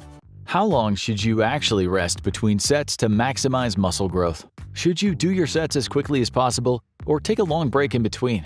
Could the amount of time you're actually taking be hurting your performance and costing you gains? Well, new scientific research has the answer to those exact questions and will finally reveal how long you should rest between sets to optimize muscle growth. When it comes to prescribing an exercise, there are 4 variables you must decide on that could affect its outcome: the load or how much weight to use, the amount of sets to do, the amount of repetitions or reps per set, and finally how much rest between sets to use. Rest refers to the length of time spent between performing sets. This time allows the body to recover from the previous set by replenishing ATP and letting our physiological systems come back to homeostasis, things like our blood pressure and heart rate. Ultimately, we rest because we're not machines. Our bodies need these periods of rest to perform more work. Therefore, the issue isn't if we should rest, it's how long we should rest to maximize muscle growth. It sounds simple, but this is where the question gets complicated. Depending on who you ask, this ideal rest period may lay anywhere on a range of time from a short 30 seconds to a long 5-minute or longer rest. The primary determinant is what the person believes the rest period is used for. Before we go further, we need to define what is meant by short or long in terms of rest. Short is generally used to define rest from 30 to 90 seconds. On the other hand, longer rest periods are believed to be ideal for strength gains. This is generally described as anything that's 2 minutes or longer. Traditionally, muscle growth has been associated with things like drop sets, supersets, and training to failure to elicit a thing known as metabolic stress. Metabolic stress is one of the 3 major mechanisms we need for muscle growth, the other 2 being muscle tension and muscle damage. To illustrate its importance, in 2010, Dr. Schoenfeld released a large meta-analysis on the mechanisms of muscle hypertrophy. In it, he concludes that current research suggests that maximum muscle gains and muscle hypertrophy are achieved by training regimens that produce significant metabolic stress while maintaining a moderate degree of muscle tension. Not only do shorter rest times increase metabolic stress, they're also believed to cause more muscle damage and muscle fatigue, other mechanisms that trigger muscle growth. As such, in the past, shorter rest periods have been the go-to prescription for maximal gains. The 2010 meta mentioned before even recommends 60 to 90 seconds for optimal hypertrophy training. In fact, this still tends to be the practice most people follow when muscle growth is the goal. But does that mean that it's the best? Well, over recent years, our understanding of hypertrophy training has grown quite a bit. Many of the lessons passed down as canon from gym buddy to gym buddy have turned out to be, well, not as correct as we once thought. And this includes what we know about rest periods. As we move forward, there's one thing we first want to address. You'll often hear these questions phrased as which is better, which is fine. However, we often hear the answer as absolute. If choice A is better, then choice B is bad. But that's the completely wrong way to look at it. You need to understand that both short and long rest periods can be good for muscle growth. We just have the luxury to determine which is optimal. With that said, let's see if we can determine the best amount of rest for maximum muscle growth. To determine the optimal amount of time we need for rest, we first need to determine what the ultimate goal is from our rest. What exactly are we hoping to achieve from it? What is it about rest that affects muscle growth? We already mentioned that in the past, shorter rest periods were believed to be ideal, as they allowed a greater amount of metabolic damage. And one study that backs up this theory was performed in 2018. In this study, 2 groups of trainees used 2 different loading schemes and rest periods. The first group used a 20 RM load, that's repetition maximum, with a 30-second rest interval, while the second group used an 8 RM load with a 3-minute rest interval. And at the end of the study, the 30-second rest group demonstrated more metabolic stress and greater hypertrophic adaptations. That seems pretty clear. Using shorter rest periods for more metabolic stress wins. Case closed, right? Well, not exactly, as we left out one important aspect. Other than the fact that the loads were different, in this study the total volume was controlled so that both groups performed the same amount of volume. In short, volume is the total amount of work that we place on the muscle. We usually compute this as volume equals sets times reps times load. In simple terms, it's how much you lift. With that in mind, the volume was systematically controlled to remain the same for the 2 groups of lifters. While this is interesting, this isn't how the real world works. Let's compare 2 possibilities. Let's say you're performing 3 sets of bicep curls. Which do you think will allow for more volume? 30 seconds of rest or 3 minutes of rest. Obviously, using 3 minutes would. The shorter you rest, the harder it'll be to do the same amount of volume multiple times. Remember this little thought experiment as it'll come up again. Therefore, what the study tells us is that if total volume is equal, then metabolic stress may play a determining factor in causing greater muscle growth. As such, in this scenario, using shorter rests is important. However, this scenario is highly unlikely to play out in the real world, so it's not directly applicable to what we're looking for. Other reasons someone might suggest a shorter rest period is for things like hormonal secretion or getting the pump. Everyone has chased the pump before, so let's look at that. Back in the day, we used to think that the pump was just a transitory period when blood flow increased and engorged our muscles. The muscle would then look extra jacked for a little bit and allowed us to take some insane social pics. However, the blood would eventually flow and you'd go back to looking just sorta jacked. Well, good news! We now know that the pump actually plays a role in hypertrophy. Scientifically known as cell swelling, this pump does seem to have an anabolic property. The mechanisms aren't 100% clear, but it's thought to have something to do with the buildup of metabolites or the triggering of anabolic hormonal release. A simple study from 2022 demonstrated this by comparing muscle swelling to muscle growth during a 6-week study. They concluded that the greater the muscle swelling immediately after the first session of RT, that's resistance training, the greater the muscle hypertrophy after RT. Pretty straightforward. As greater pumps are built with smaller rest intervals, this might be it. Everyone loves chasing the pump, but just like before, the volume for the groups in the study stayed the same for each group. But once again, this isn't how it works in reality, so we again can't directly apply it to our own answer. Instead of going any further, we'll just tell you right now, there are numerous processes that increase muscle growth. A lot. However, there is one training variable that sits as king.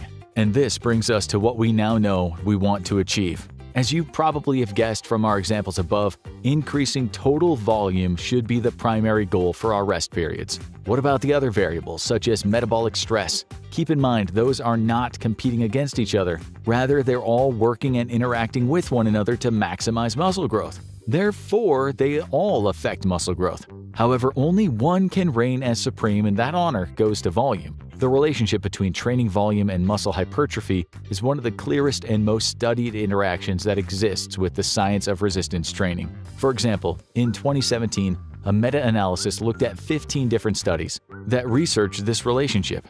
In it, they concluded that there is a clear dose-response relationship between weekly volume and muscle growth. Another study from 2017 titled Volume for Muscle Hypertrophy and Health Outcomes, the most effective variable in resistance training, concluded that when equated, volume seems one of, if not the most important factors affecting muscle hypertrophy, as long as training has sufficient intensity. We could go on and on, but with what we know now, increasing total volume is king.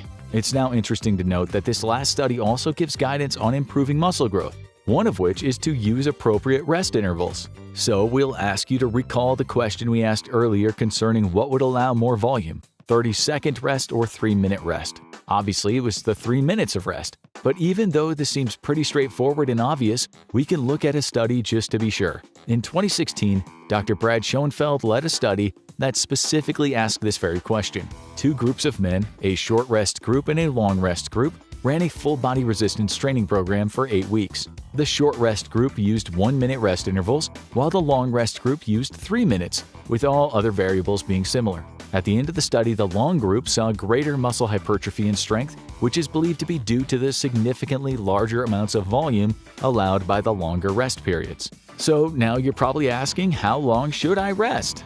You may think if 2 minutes is better than 1 minute, 10 minutes will put me on the path to IFBB Pro. While this makes sense, it would only be true if 10 minutes allowed more volume and if you don't mind a 3-hour workout. So while we all know that in general, longer is better than shorter, this doesn't mean you should watch all of Pumping Iron between your sets. Heck, don't even watch this entire video between your sets. In 2022, a study wanted to isolate the rest interval to see if it had any effect on muscle growth independently. They compared the muscle growth of a group that used 1-minute rest intervals to a group that used 3-minute intervals. However, the volume was equated for. They concluded that rest intervals of 1 or 3 minutes produce similar hypertrophic increases provided VL, that's volume load, is equated between conditions. In other words, resting longer only helps if it allows more volume, otherwise it's just wasting time. The issue with this is determining your personal threshold.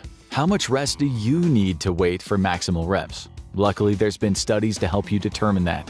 A study from 2004 used 28 men to perform the bench press on 3 different days. Each day, they used different rest periods, 1, 3, and 5 minutes. They found that both the 3 and 5-minute rest days allowed for significantly more volume compared to 1 minute for all men. However, things aren't so clear when comparing 3-minute rest to 5-minute rest. Some of the men were able to perform more reps with the 5-minute rest than they could with the 3 minutes, albeit being less substantial than the difference between 1 and 3 minutes. At the same time, however, some men weren't able to perform any more reps using the 5-minute rest. All they needed was 3 minutes for maximal volume. We learned 3 important factors in the study. First, the return will decrease the longer you rest. Are you willing to rest an extra 30 seconds if it allows 4 more reps? What about waiting 1 more minute if it only allows 1 more rep? At a certain point, it'll not be worth it to wait longer as it'll yield less return. However, this payoff will be different from person to person. Secondly, there's a maximum yield at some point. Everyone will reach a point where waiting longer won't produce any more reps. At this point, your rest period really does just become a waste of time. And thirdly, as we discussed, the optimal rest time will really differ from person to person, so you'll have to figure out what works best for you. Theoretically, you want to rest the shortest amount of time that allows the maximal amount of reps. This should then be weighed against how much time you have. The issue in prescribing a perfect time is that everyone is different. Some people have more efficient recovery systems than others, like in the study we just discussed. In addition, some people may only have 40 minutes to spend in the gym, while others have 2 hours. This means that some people will need to take shorter, longer rest periods than others to optimize their training session. So what do we do? Well, we might have an answer out of left field. What if we don't prescribe specific rest intervals? What if we let every person choose how long to rest?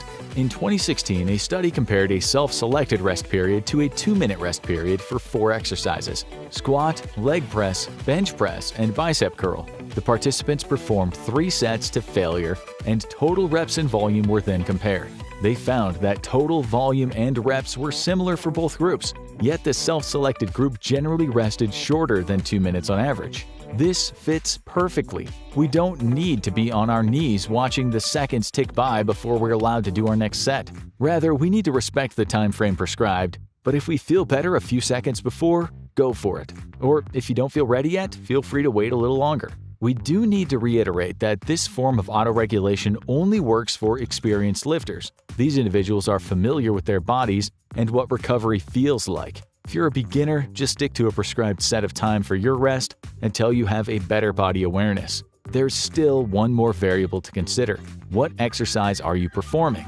As you can probably guess, doing big compound exercises, such as back squats, require more recovery time than smaller accessory work or isolations like bicep curls. The good news is that a study from 2016 specifically looked at this for us too. Well, not just for us, but for everyone, you get the idea. But they concluded that smaller work such as chest flies require about 2 minutes of rest, while compound lifts like bench press require 3 to 5 minutes. So what does all this mean for you? It means that longer rest intervals are more beneficial for muscle growth as long as they allow more volume. Once you've hit maximum volume, resting longer turns into wasting time.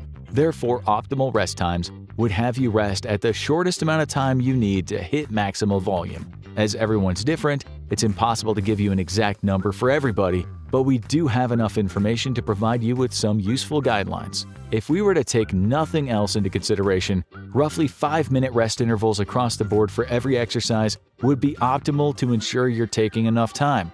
But we know most people aren't trying to wait around that long in the gym.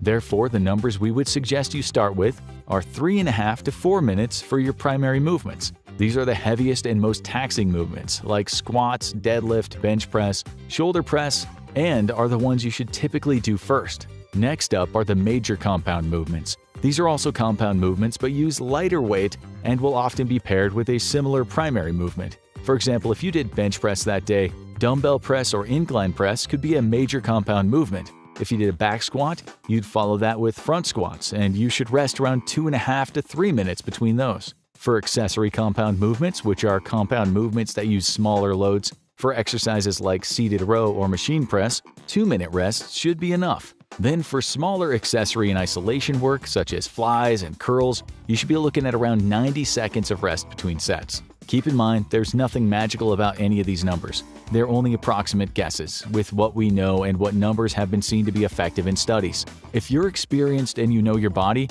you can use your own judgment to alter these times a bit. You can also experiment with rest times to see how your body responds. Now, we know these rest times are probably longer than you're used to. Therefore, what if you don't want to wait so long between sets? Or maybe you only have a limited time. What can you still do to maximize gains? We have the perfect answer for you: supersets. Supersets are when you perform 2 exercises back to back. However, the exercises used are of opposing muscle groups.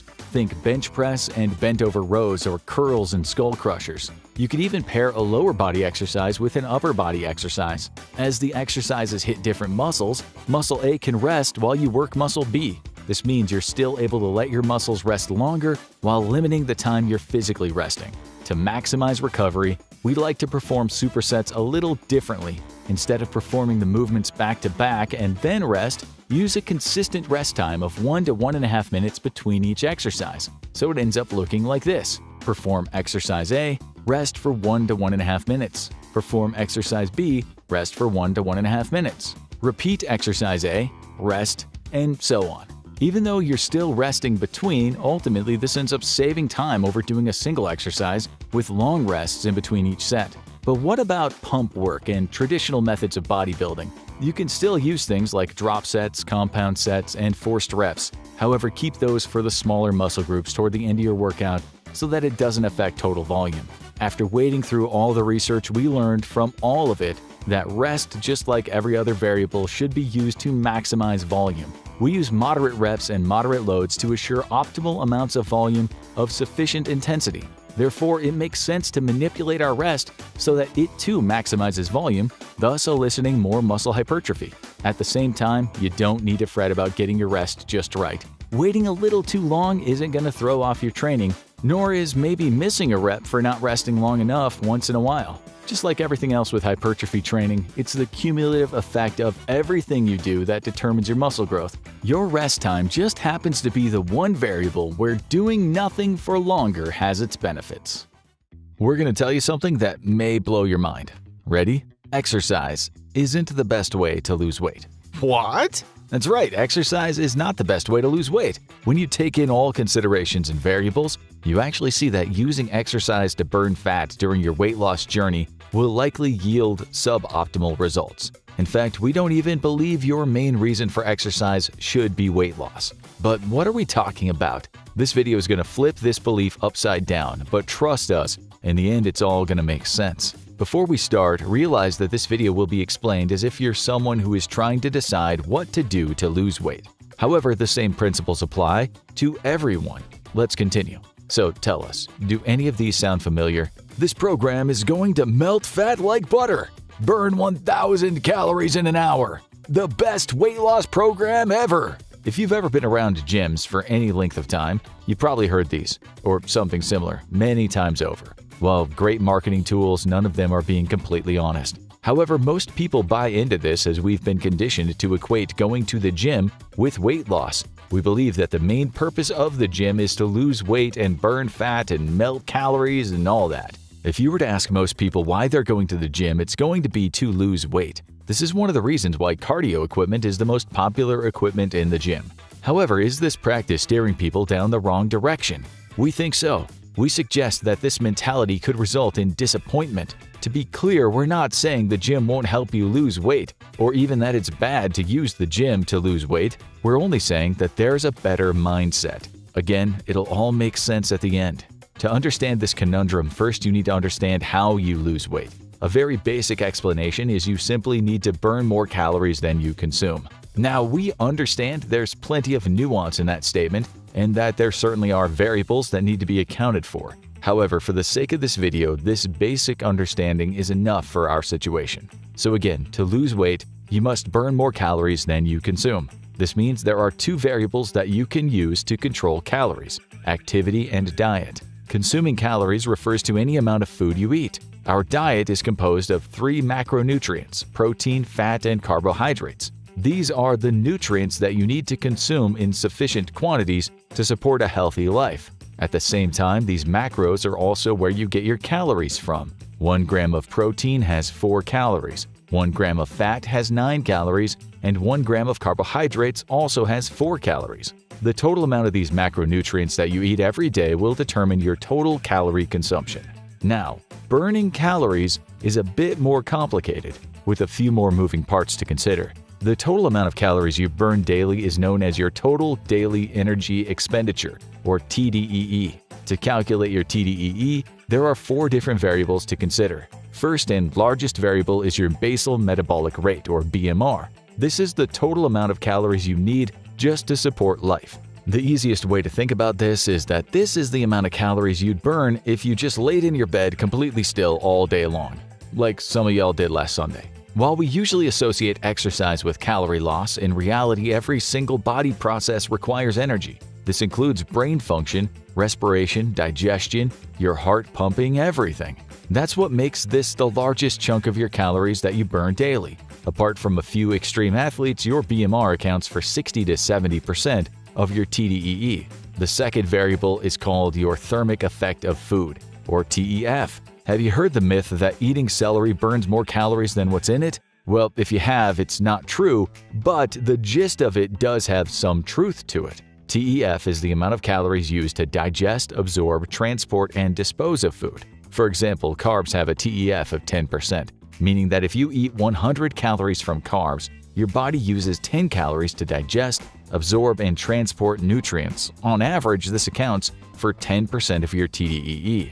Then we have the third and fourth variables. We'll speak about these together as they have the most variability. Plus, they're the 2 variables you have significant control over. These 2 variables are EAT, exercise activity thermogenesis, and NEAT, non-exercise activity thermogenesis. Together, we could simply call these your activity levels, but they are distinctly different. EAT is the amount of calories you burn through exercise, that is, an activity you choose to perform that's not essential for life but for enjoyment. This is where exercise and the gym fall short. When taking everyone into account, this number can vary quite a bit. For some extreme athletes, it might account for 30 to 40%. However, for most people, this only accounts for 5 to 10%. On the other hand, NEAT refers to all the activities you do that are not for exercise. This includes things like walking through the mall, getting out of bed, brushing your teeth, going to the park to take pictures, or clicking on this video. If you have ever heard of the 10,000 steps, it's really talking about increasing NEAT. Now, most people completely underestimate this low-intensity movement, but it builds up over the day. In fact, on average, NEAT makes up 15% of your TDEE. However, TDEE can vary a lot from person to person. For example, someone working in an office will move around much less than a construction worker. Okay, as we now know what your TDEE is, let's go back to losing weight. So, to lose weight, we would then need to use a formula or a calculator to complete your TDEE. We need to keep in mind your TDEE includes the number of calories you burn from exercise. So basically, if you train 6 times a week, your TDEE will be more than if you train 2 times a week. For example, if you train twice a week, maybe yours is 3,000 calories, while it might be 3,150 if you train 6 times a week. So to lose weight, you must eat less than your TDEE. As you see, training more allows you to eat slightly more and still lose weight, or you could eat the same amount and lose more weight, or a third option. But before we get into that, we need to speak about a topic often lost when discussing weight loss. People will talk about weight loss as if they can burn thousands and thousands of calories daily with no ill effects. This does not happen. In reality, if you go too far into a caloric deficit, you put yourself at risk of losing muscle mass. When going into any deficit, your body is going to need to find energy. Under normal circumstances, your body will simply draw from your fat stores, and that would suffice. However, in a large deficit, your body will really be scavenging for energy, and drawing from your fat stores may not be enough. Therefore, your body will break down muscle so it can use the amino acids for energy. Further, if you go into a large deficit for too long, it can also have some other unintended consequences, such as lowering your metabolism as a means to conserve energy.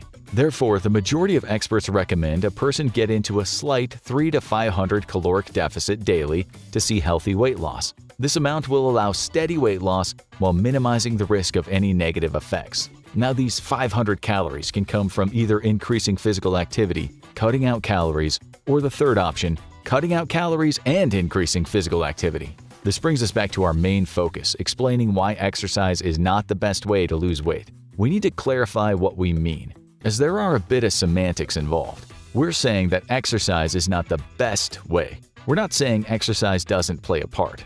In fact, it plays a very important part. Numerous studies show that diet plus exercise is better for losing weight compared to just diet alone or just exercise alone. So, it's not that exercise isn't good for losing weight, it's your mindset in the role that exercise plays that's important. Let us explain what we mean. Generally speaking, when people use exercise to lose weight, they'll follow a program that's designed to lose weight. Kind of a no-brainer, right? These programs usually consist solely of cardio, aerobics, possibly HIIT or circuit-style training, if you're lucky. So what's wrong with that? Well, these styles of training are not bad in the least, and we believe everyone's program should include a bit of it all. However, when that's all you do, you waste your gym's primary purpose, which is to build strength and increase muscle mass or maintain muscle mass. As we stated above, you have two ways to adjust your calories, by your nutrition and by activity. This means you already have nutrition to cut calories from your diet, and remember it's only 500. Therefore, you don't really need to use the gym to burn the extra surplus of calories, as that's what your diet should primarily be for. And unlike cutting calories, which can be done with your nutrition, there's no other way to build or maintain muscle if you don't do it at the gym. Remember what we said at the beginning of this video about going into a deficit.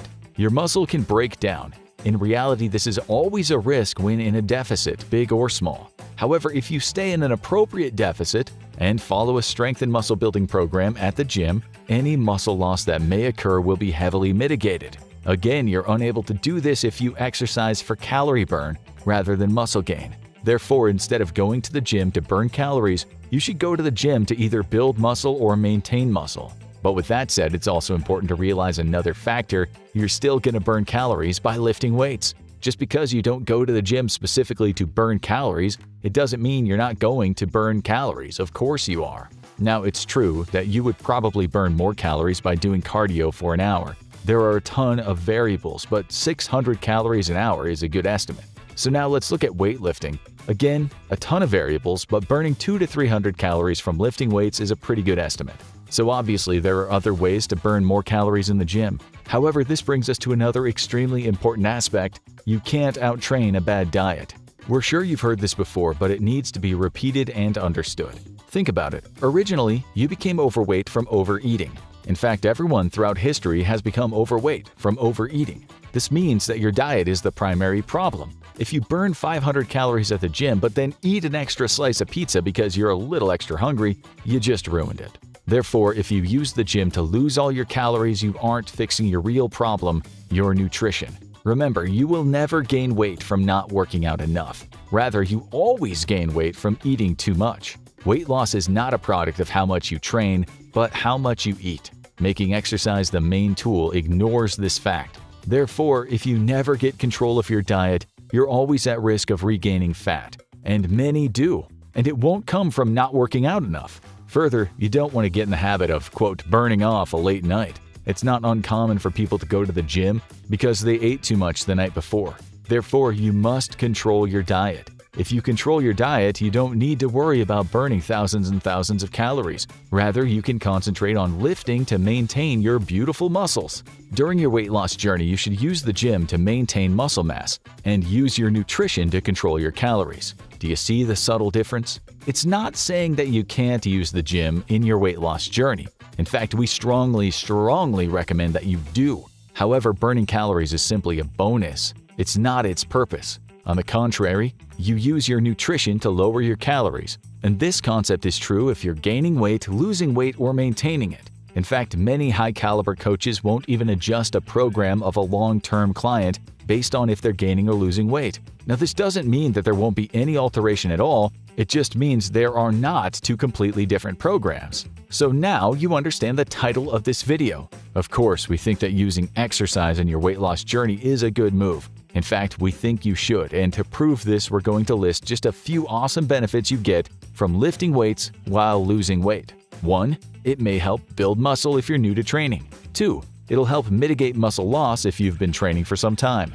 3. It'll burn extra calories. 4. It can improve executive function, which can lead to better nutrition choices. 5. It sets you up for a healthy lifestyle. 6. It will increase bone strength. And 7. It can improve your hormone profile. We could keep going, but you get the point. Lifting weights is awesome when used correctly. So this begs the question, how should you lose weight?